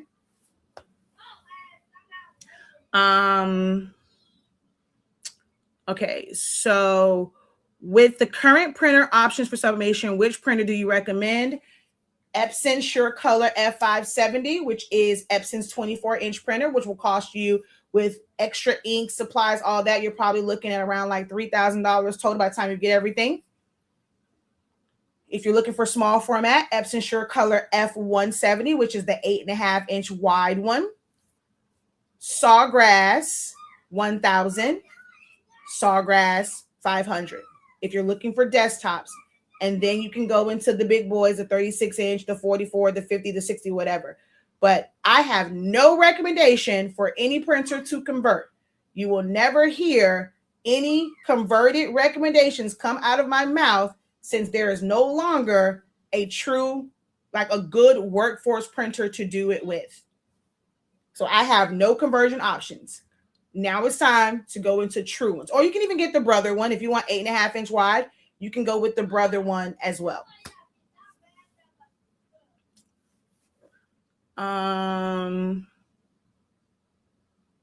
Renika says, I love my F-170.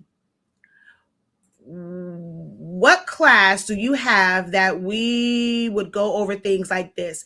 I need to get my pricing and systems together. I'm also looking to learn when outsourced methods is best. You need to be in the creative business program. Okay, I'm going to drop the link. But the creative business program, we meet on Thursdays. It's gonna before it was 7, I'm gonna move the time to 8. I think that just kind of works out better. I just have to rearrange my days and what I do with Zion Imani on those days. But the creative business program is going to be the best option for those types of questions and to get that type of help and support in real time. Now, if you just want something that you can watch and you're not committed to paying either monthly or annually, we do have some classes like our pricing for profit, our pricing therapy sessions, like because it helps you with your toxic relationship with pricing. So you can, get those trainings, or you can get into the program where you'll have access to those, but you'll also have access to live trainings where we are actively teaching and going over these things. And you can get help based off of your situation, not just a class where it's like, okay, this is just the general information. What's your situation? What are your roadblocks? What's your bottlenecks? And how can you navigate around those? Really giving you the information to figure out your market. That's why you want to be in the room for the creative business program, okay? We have a few options, like a few ways that you can sign up. You can do month to month. When you do month to month, there's no obligation to stay in. You can come in, you can, hold on. You can try it out. After 1 month, it will just automatically remove you from the program. You will not have access to any playbacks or anything like that. Okay. There's no commitment. You can try it out for a month to see if I am the right business consultant, business coach, business mentor, business professor, whatever you want to call it. You can try that out. That is the highest cost when you're doing month to month. That is the highest cost. You can choose to do monthly debits. That's going to be your midline cost when it comes to those. So you'll pay, I think it's like, I forget the amount. It's a one, like the first month, and then every month after that, I think it's like technically $10 less when you're doing that one, but it will automatically debit from your account every single month. So you are saving compared to the month to month. Oh, wait, I didn't put it over here. So let me do this. And no, not 8 a.m., 8 p.m. 8 p.m. is when we do the session on Thursdays. Because it was 7 p.m. Eastern Standard Time. And I do have some people that are in like on Pacific Standard Time. That's another reason why I need to adjust it. But yes, it is 8 p.m. Eastern Standard Time on Thursdays. So that link right there is for the month to month. It'll take you straight to the payment for month to month. You can also do monthly. So here is the link. If you prefer to do monthly, this is the link for monthly. It'll automatically debit every single month. If you want to do annual, you're going to pay it one time to like for the annual fee, and I'll tell you what these costs are. I'm just want to put the links out there. If you want to do it one time for the annual fee, what did I just do with it? Oh, wait a minute. Okay, hold on. Monthly. Wait, I don't see the. Oh, I think it's this one. I want to. This one might take you to. Why I don't see the.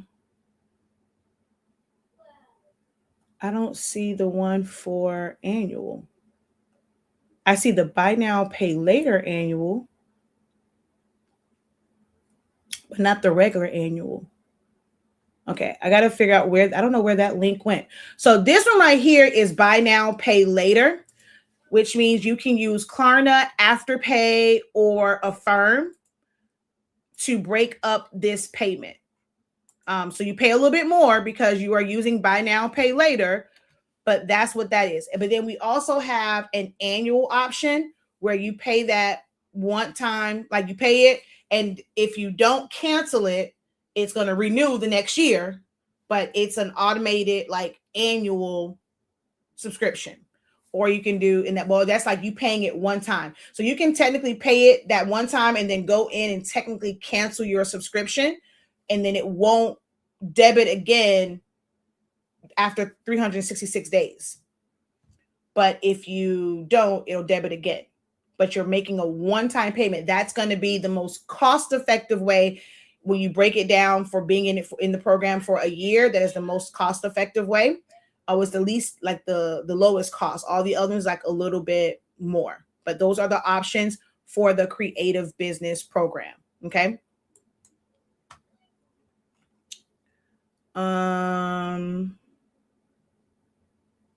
Okay, wait. Over here. Okay, I got to go to my phone.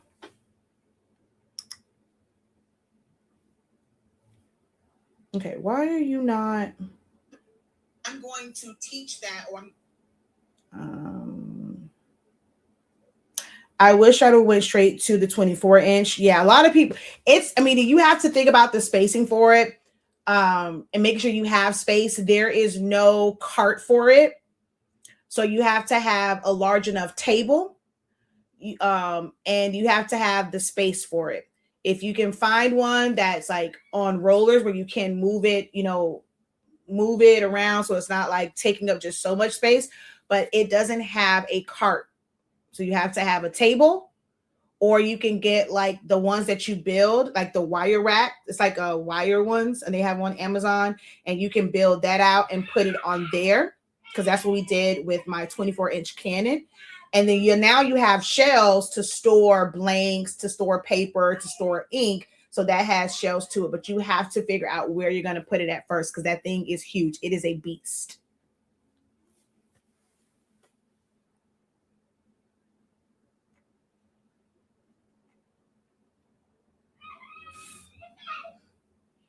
Now, for everyone else, I know like when it comes to clicking on them, you may have to wait until the live video is over with in order to be able to click on it.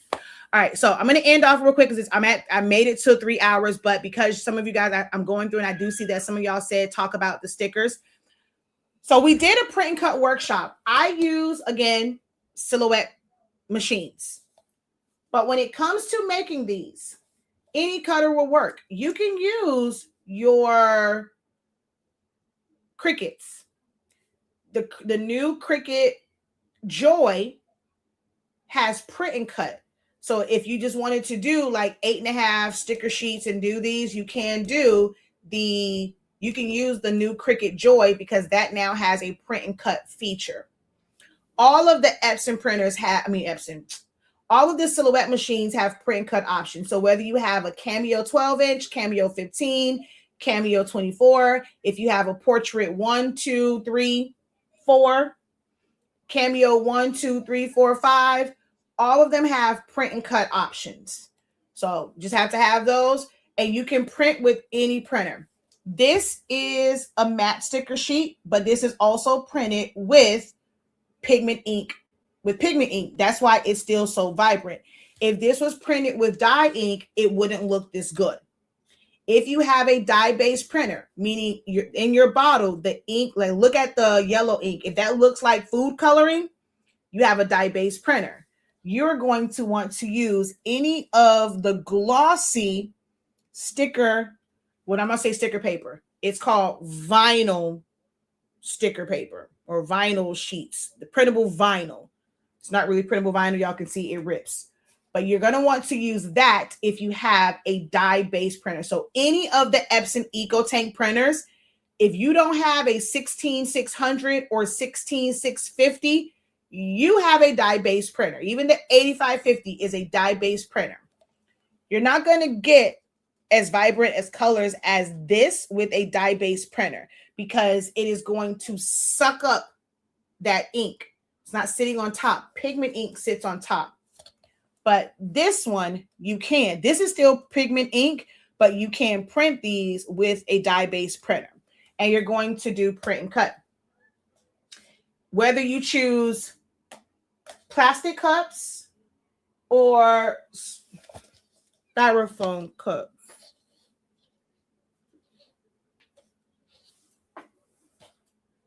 Oh, I see them. Hold on. It fell. Ow, my ankle hurts.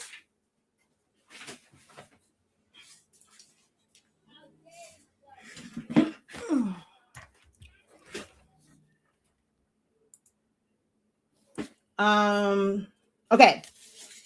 So these are full bleed, like full wraps. And this will also show you the difference in dye and pigment. This is a matte sticker paper. This is pigment ink. Move it away from the harsh, the light. This is pigment ink. Y'all see that black is black, and this is honestly speaking pigment ink from an Epson 7720. I need to print this from my Canon because I have a Canon pigment ink printer as well. But this is pigment ink. This is the exact same sticker sheet. The same one that is, where's the Ninja? Where's the Ninja Turtle one? Oh. See this? See how bright and vibrant that is? This and this, same sticker sheet. So is this. This is printed with a dye-based printer. See the difference?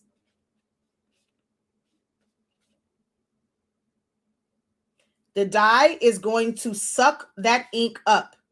And then the black be looking weird. When I have to refill my Canon one, this will be the only time that I put pigment ink in it. I'm going to put pigment ink in my Canon printer for the black reservoir because I can't stand the way that the black looks. The dye ink black drives me crazy. So I'm going to mix some pigment ink. Well, I'm not saying mix, but when it runs out, I'm putting pigment ink in there because I'm sick of it. But y'all see the difference in that color?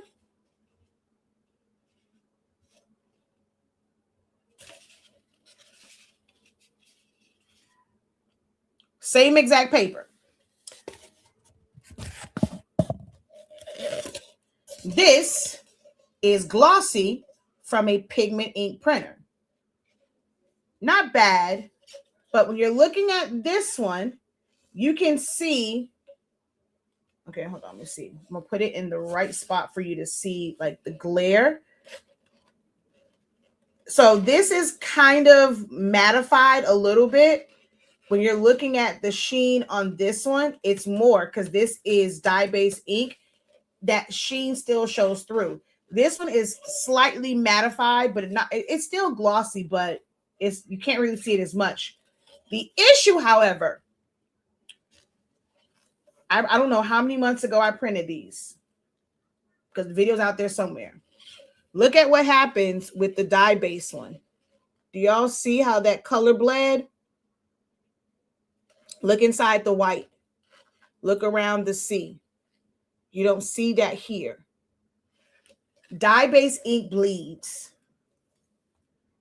Even if it looks good when you first get it. So when you're doing something like these, they're disposable cups, they're never going to notice that and see that because they're just going to throw it out. So you can definitely use the dye-based ink for disposable cups. It's not meant to be a keepsake. Anything that's long term, you don't want to use the dye-based ink on these sticker sheets because they will bleed over time.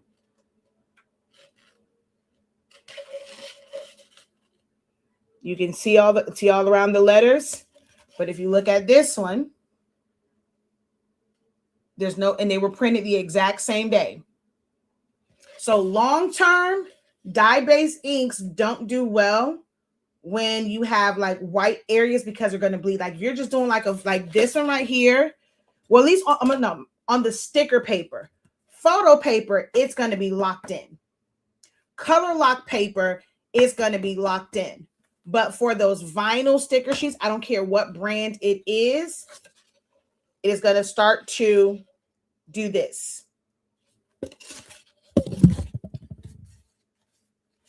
Matte on a styrofoam, glossy on styrofoam.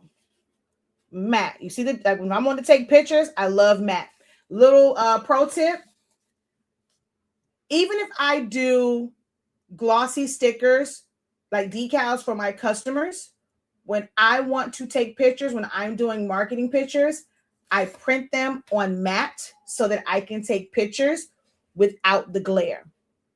But I did sell it to them in matte, in glossy, but I take pictures with matte.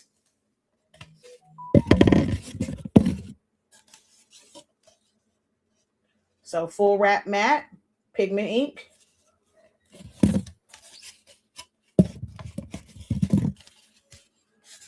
Matte, glossy. Matte, glossy.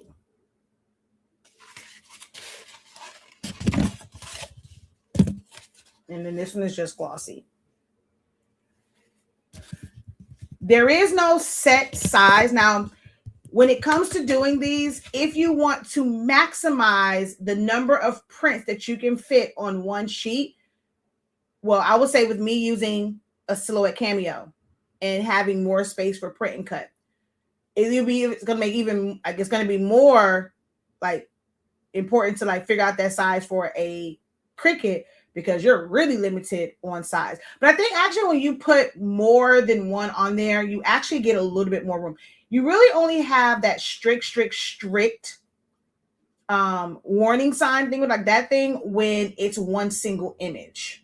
But if you have a smaller one and you're filling the page, like and you're doing a print cut, it's going to fill the page for you. It's going to maximize it, and you actually get more surface space when you're filling the page with like the size prints. But how many it will fit on there determines on the size. So you can go top to bottom once you measure. These are 16-ounce cups. They have the 20-ounce too. So you can do something that goes right from the top to the bottom, like under the lip, and then right before it kind of breaks right here. You can go full, but that's going to limit how many fits on a sheet. When I'm selling these, I sell them by the sheet for the stickers. Well, even when I'm pricing it, I have mine broken up into like how I build out my prices. I look at every single step. So depending on how many you want, it's going to depend on how many fits on a sheet. Because I'm going to buy I'm going to have styrofoam cups left over. I can't go off of just the cups because I'm going to buy them in bulk, or I'm going to probably have a bunch of them left over. But I'm going to go based off of the print and how big you want them. Well, the sticker sheet costs the same amount no matter how many are on there. Now, if it's at a size where, let's say, I can fit 9, but at this size, I can only fit 6, or I can only fit 4, and I can fit 6 this way. Well, that means the one that I can only fit 4, you now require more sheets to complete your order. But if you're okay with a smaller size, you're able to get it for less because it's less sheets. The cup is the cup, no matter if you're doing it big or if you're doing it small. The cup is the cup.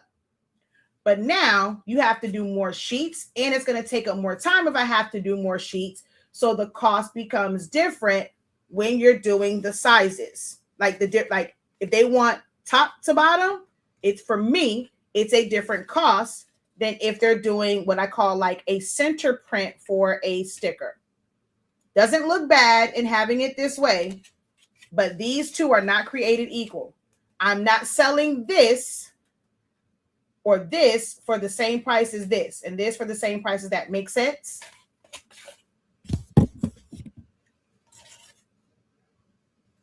So center prints versus full bleed, full stretch, whatever. So I never thought about charging by the sheet. Most people, I keep trying to tell y'all, no one teaches like me. Okay. I know business. I give you concepts and things like to consider when it comes to business, not just as a crafter, just doing some things just to do it, just to make a quick buck. I study business. I've been on the inside of businesses where seeing the differences. And always, like I've said before, my sister's dad, which I can't really call my stepdad anymore because I won't work out with him. But like one of the things that he said was, and I learned from him because he does like air conditioning services. And it's like, I'll give you what you want to pay this amount. I'm going to give you this amount of service. I'm not going to discount. I'm not going to give you my top tier. And this is what your budget is. So if you got to keep doing patch jobs and little things here and there, if this is all you can afford, this is what you will get. You'll be back. But I've worked in so many industries where I really have seen business from the inside and understand profit margins and understanding how to properly price, to not burn yourself out, to have different offerings. I'm a very unique experience when you're learning business from me, especially in this creative business space. I feel like people don't appreciate it, which is why I'm trying to dip out and teach business on a more broader level, because y'all crafters like the quick buck talking people instead of really learning business. There's a lot of gems. There's a lot of things that I promise you're not going to think of until you're really in one of my classes and really in one of my programs where I can really break it down, because I don't give all the juice. I might be on these lives for 3 hours and you might think, oh, we getting her all. Oh my God, these are gems. It's a different experience to be in one of my programs because I drop the good, okay? The good. But no, y'all don't think about selling out of sheets, because all other folks, they don't teach that. They don't talk about that. They don't teach real business. I teach real business. How much do you sell those sticker sheets for? I may purchase, even if I tell you how much I sell them for, if you go out and you're getting your sticker sheets and you're not buying them like me, you might feel like, oh my God, that's too low. But my overhead, my cost for them is different because I'm going to buy in bulk. I am getting my sheets for less than what you might pay for it, like what you're paying retail. When it comes to the ink, it's my ink. I'm getting it for basically, like when I'm putting it in, I'm not basing off of me buying it from someone. It's pennies, half a pennies for me to be able to print because it's my brand of ink. So mine is a little bit different. I will say, like, I've gotten this stuff and I've seen the thing like, oh, I'm trying to undercut people, but it's no. I have a certain profit margin, and I could charge what like other people charge for theirs, and I'm going to instantly increase my profit margins, but I'm okay with my profit margin. So it might seem low for how much I'm charging for it, but my costs differ from yours because one, I am the ink company and it's my ink. So I'm getting it for dirt cheap because I have the actual manufacturer costs. For me, when I'm doing it, I'm not paying retail costs for ink, and I'm buying my sticker sheets in bulk as well. So my cost is going to be a little bit different. It's not including the setup fee, not including the design fee. So just the cost for the sheet, it is $365 or $330 or $365. Like, it just depends, because all of our prices include $365 or $563. Like, it's $365 forwards, backwards, or it has a number 30, because those are our brand numbers based on our sublimation paper. So some of them are $365. There is a sheet that's $563, and there's one that's $330. To some, it might seem low, but that's just for printing and cutting it. Setup fee, it does not include setup fee, it does not include design fee. That is to be able to have that sheet printed and cut. If it comes to me ready to print and cut, I don't have anything to set up. It's just going to be print. I set up the cut lines. You're going to pay $365, $563, or $330, depending on the quality and like the intricacy of it. Because if you have like ones that have a lot of internal designs, that it's a little bit different with cutting those out. And how I have to then set that up a certain way to be able to cut in your inside, unless you're sending me like the exact silhouette file, which I have had some, for lack of better words, crafters send me like ready to go silhouette files where they've already accounted for the inner pieces, or they have their outlines and stuff like that. If it's really thin, intricate pieces, I have to handle them a little bit differently. So if I'm printing from just a standard printer, the most you're going to pay is like $563 a sheet.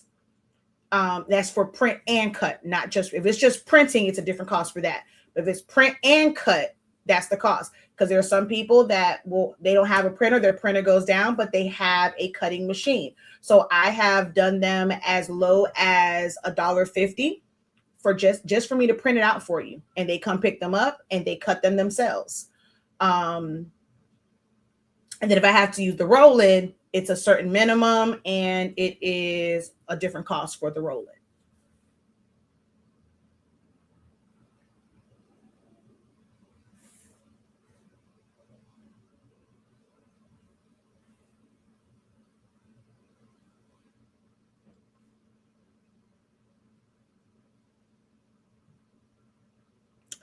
She said, Professor gives us a short lesson on inks, pigment, dye. Okay.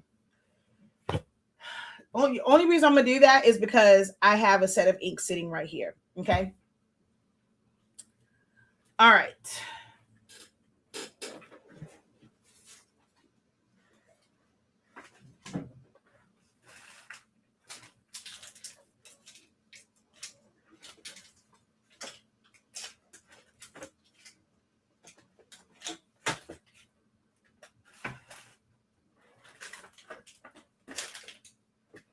Oh, I lied. Okay, well, I have this one. I don't have any. Okay, no, I do have. Okay, kind of sort of that one. And then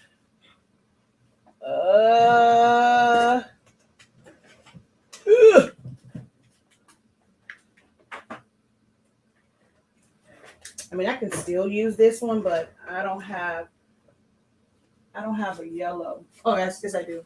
Yep, I do have one. Okay. I love your ink. Thank you, Lisa. All right, here's how ink works. There are several types of ink, okay? When it comes to your standard desktop printers, you're going to have dye-based ink. Well, and these are inkjets. People be like, oh, it's a sublimation printer or it's an inkjet printer. Your sublimation printer is an inkjet printer as well. Inkjet is the fact that it uses ink and how it outputs ink.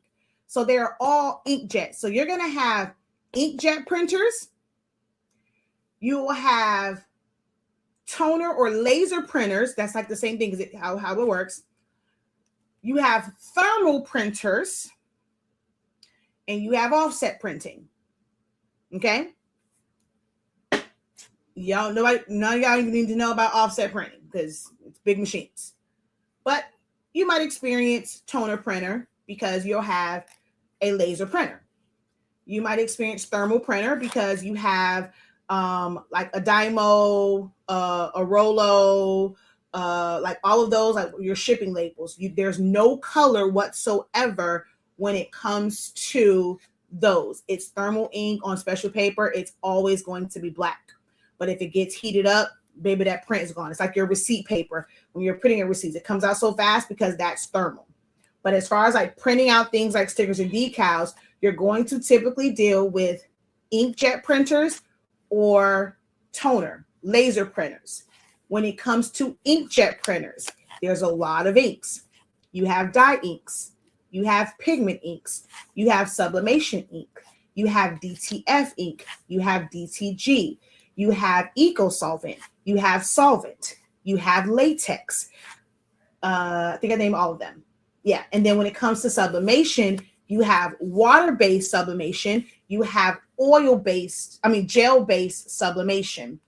Eco solvent and solvent, these are oil-based inks. So there's gel-based inks, there's water-based inks, there's oil-based inks. See why that's, when it comes to printing and inks, I geek out. I've done full sessions. I dare you to find another instructor that knows all of the different types of inks and can break them down for you. And they all provide different, like, it's pros and cons to them, and they provide different finishes and things of that nature. But for you guys, typically, you're going to deal with pigment and dye unless you get a Roland BN20, or you're going to get like a Mamaki, because even some of the big format Epson ones and like the Canon printer, the one that they use at Staples, the one that they use at Walgreens, that Canon printer is a pigment ink printer. That they can print glossy posters, but when it comes to adhesives, they don't do glossy, because with the glossy, it's really hard to find like the sticker sheets on a roll. When we're printing them out, you have to have a solvent, eco solvent, or latex to print to real cast vinyl, real printable vinyl, car wraps, all of that. You can never print that on a pigment ink printer. You can never print that on a dye-based printer. It requires solvent, eco solvent, or latex printing, which requires dryers, and it is oil-based ink. Okay, that's the big boys. Desktop ones, it is going to be dye-based ink or pigment. When you're looking at, okay, if you've ever converted a printer and you needed help from Epson, and the first thing they do is say, take a picture of your window. This is the reason why Epson pushes EcoTank printers. It's so weird to me that they downplay their own printers to build up EcoTanks. If that's the case, stop selling cartridge base. They got Shaq saying cartridge is bad, ew, get you an EcoTank. Yet you still continue to manufacture cartridge-based printers, Epson. Make it make sense. That's the reason why I stopped trusting Epson, because the fact that you're going to go and say cartridge is bad, but you still make cartridge-based printers, that don't make any sense to me. And I lost a little bit of respect for them when it comes to regular printers, so I moved over to Canon. Okay, but the when they tell you take the picture, what they're looking to see is if they see any color. Because when you put the dye-based ink inside of there, in that window, it looks dark as dark can be. You cannot really tell what color is which when you're looking through that window. If you have a regular Epson printer that you put the Epson ink from the box, and you also have a sublimation, look at the window. If you can see color, it is pigment ink or sublimation. So when they ask you to take a picture of your tank, like the window, and send it to them, that's how they are disqualifying you. Your warranty is voided, because if they can see yellow, that means you have a non-dye-based ink in there. You have voided your warranty,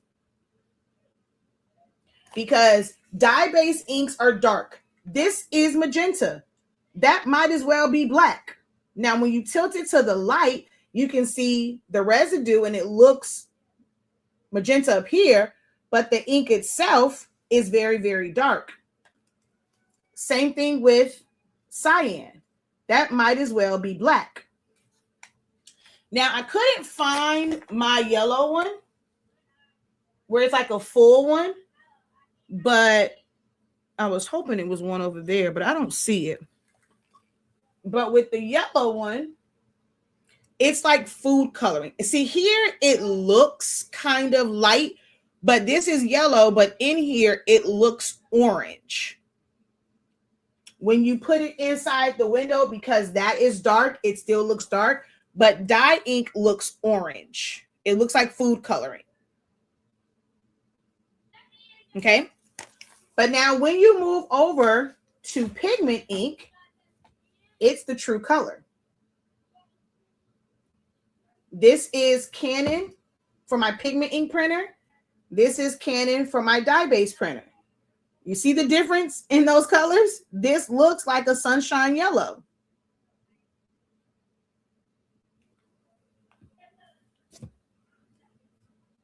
Even though you can't see it, they are about the same color because this is pigment ink. This is pigment ink. This is pigment ink. See how bright that color is? Oh, wait, here's a better one. This is an Epson one. This is a Canon one. Both of them are still dark. Look at the pigment.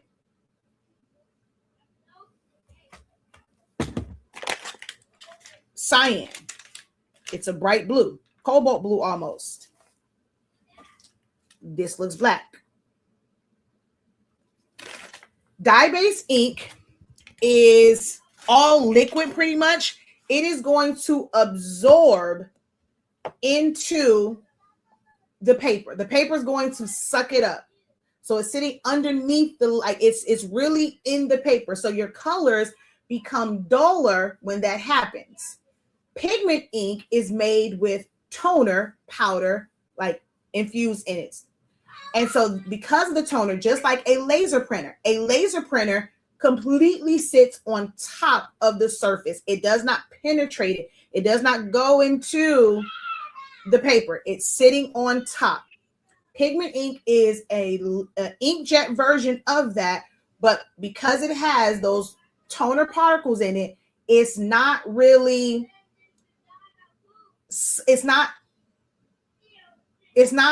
penetrating the paper. It's not going through the paper. It's sitting on top, which is why when you have pigment ink or photo black ink for some of these printers and you print on glossy paper where they specifically state don't use pigment ink printer because they have a different type of coating for the average like pigment ink printer, like really photo one, you print and you scratch, it will literally come off and you're going to see the white paper underneath because you can literally scratch it off. Certain ones, even if you're putting on matte, you move your hand across and it will, what's what I'm looking for? It will smear and you'll have black ink on your hands. But some of them, you scratch it, it's going to come right off. You have to let it, like some of those, like you can get it to not scratch as much, but you have to wait. You have to let it cure and not just sit out overnight in like the air. You have to heat set that thing. So sometimes I'll put it underneath my heat press to heat set it to keep it from scratching off so much, you know, when things rub up against it. If I'm printing out, especially if I'm printing out like menus and stuff that have like a lot of black from the pigment ink ones, I have like on the koala paper, I have to heat set it to keep it from scratching. You can't just let it sit out because that's never going to fully cure it. But it sits on top. So that's why when you're printing on, even on matte paper, you're getting like the white becomes just a backing to make it opaque. Because all ink, every single last ink, I don't care if it's eco solvent, solvent, latex, DTF, DTG, dye ink, pigment ink, it's all translucent. DTF and DTG, you're able to see it because they're putting a base of white. If you have a white toner, it's putting white toner down, and then put even laser toner is translucent. It needs that white layer to make it opaque. Every single ink except for screen print, plastisol ink, it's all opaque. Okay. So you need that white underneath. With toner and pigment, that white is just creating opacity. It's sitting on top. The color will look amazing because you have this really pigmented ink. Think about makeup, and they'll talk about, oh, this is great pigmentation. That means great color, as long as it's not watered down. You want to get good quality ink. But now you're putting this really good quality ink on white paper, and it is making it a lot brighter because it's sitting on top. It did not seep in and actually dye the paper. It didn't go into the fibers of the paper. Dye ink goes into the fibers of it, so the color dulls out a little bit on matte. Glossy paper is coated. That's what makes it glossy.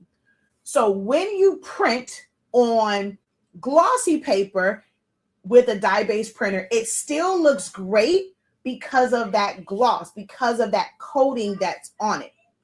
Now, there are papers that are called color lock. HP has a color lock paper. It is matte. You can print with a dye-based printer on that paper, and oh my God, the colors are absolutely amazing. The paper's expensive. Oh, shoot. I just told y'all one of my papers. I didn't mean to do that. It's not, I mean, it's out there, it's not a secret, but as far as it being recognition, I just realized I just gave y'all one of the papers. But anywho, HP color lock paper. My God, on today. No matter what printer you have, that paper is the bomb.com. If you want to use matte to not have that glare, I mean, of course you will have to glue it or whatever, but my God, my God, my God, my God. Oh, that paper is amazing. It is amazing. It's called Color Lock. It has a coating to keep the dyed ink from being sucked up into the paper. And a lot of it sits more to the surface, and it's also waterproof. Because if you just print dye ink to regular paper and you put water on it, it's going to bleed. But that Color Lock paper, my God, my God, my God.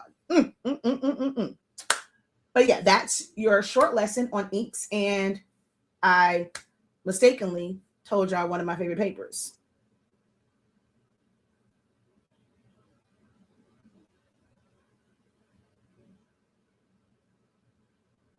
So I can have several 8550s with a different ink in each. What do you mean different ink? So you cannot put, you cannot put pigment ink in an 8550.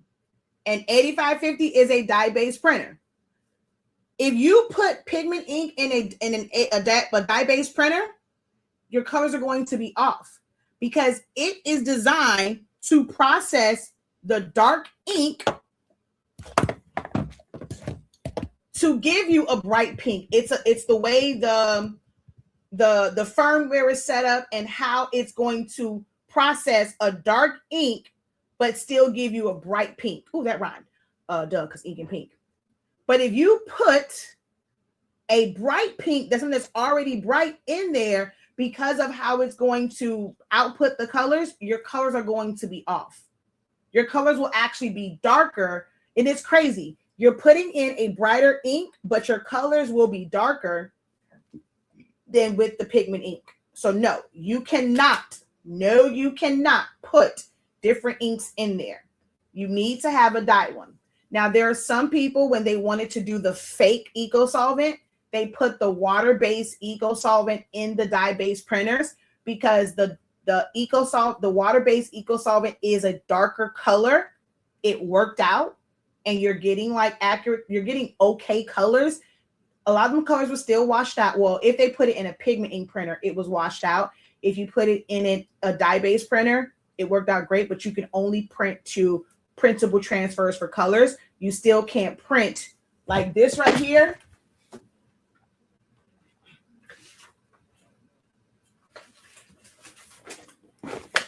This is not printed on my desktop printer. This is printable vinyl.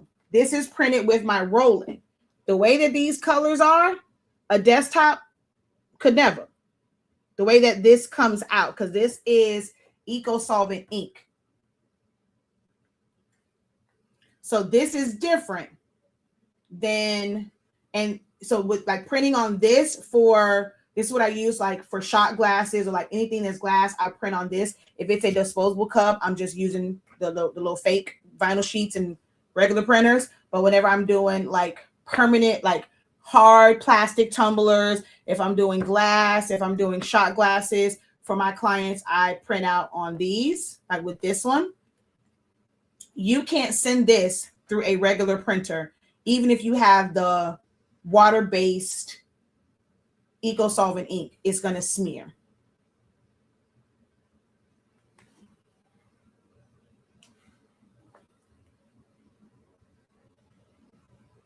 Man, why is this? I'm way back on this video. Jesus. Okay. Now I've been up. Y'all decide y'all want to, 4 hours. Y'all want to bless your girl. It's HS Sync 365, on Cash App. Just so you know, y'all decide to be nice. Buy me some coffee or something. Buy me a little Chick-fil-A for spending all this time teaching and educating you like no one ever does. It's HS Inc. HSINK 36, the number 3, the number 6, number 5. You want to send a little Cash App me, but it's not required. But All right, we are now at 4 hours. It's been real. I got to go feed my children. Well, luckily they did eat, but I'm pretty. Money will survive off of cereal, but I'm hungry too. So I'm about to go figure out what I'm going to eat. I will be spending the evening converting my silhouette. What's these things called? My silhouette templates into Photoshop and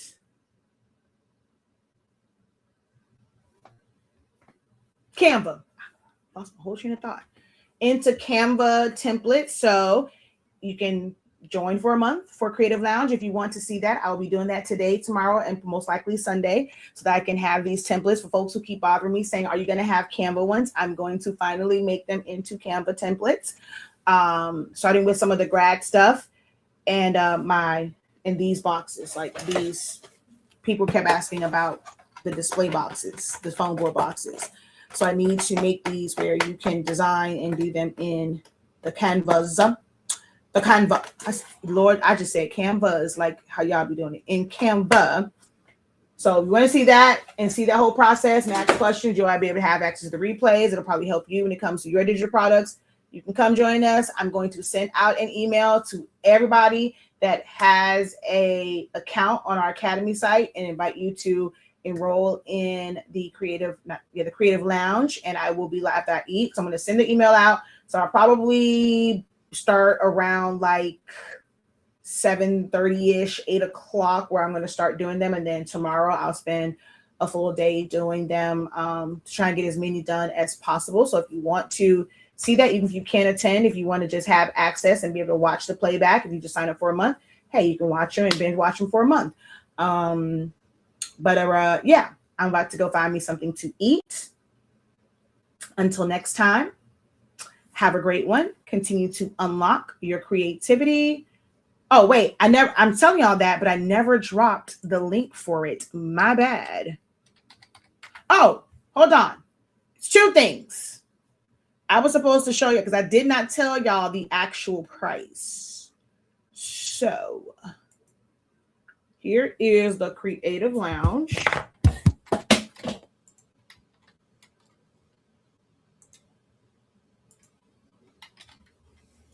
And then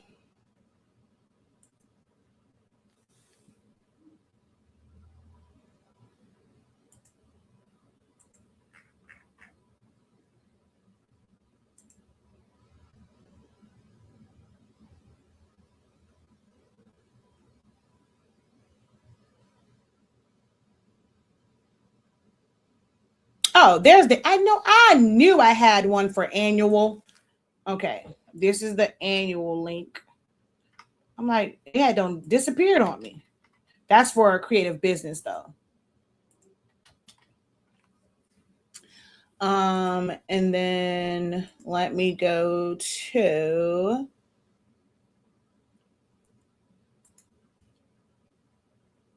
actually no, that yeah, it says I'm already enrolled. So let's go to dang it.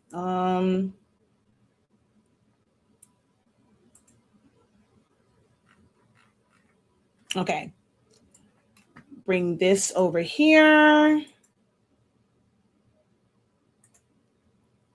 Bring that. And then the lounge. So your options are $43.65 for the first payment and then $53.65 onward. So you get to try it out for a month, and then if you decide to say it's going to charge you, actually it's 10. So I said the opposite way. So it's a little bit more. It's $53.65 per month. Buy now, pay later is $643.65. 1 year access is $593.65. If you do month to month, then it is $63.65.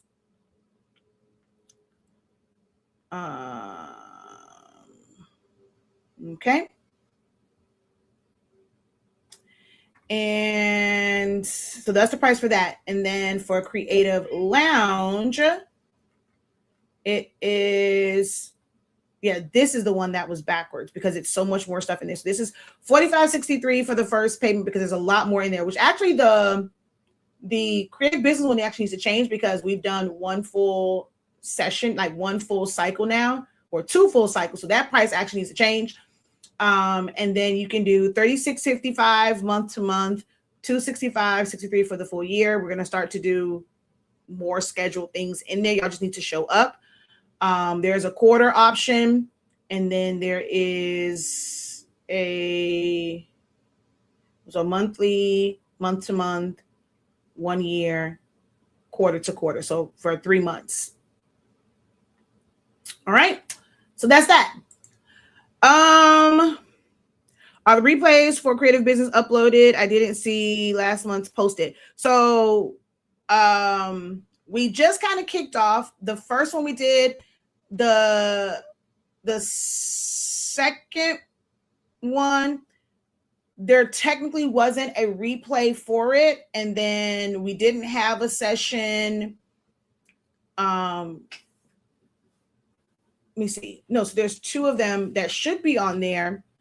No, the first one is on there. The second one, I hadn't broken it down because I made a mistake and skipped hitting record. And so I have to go through the playback and put that one up.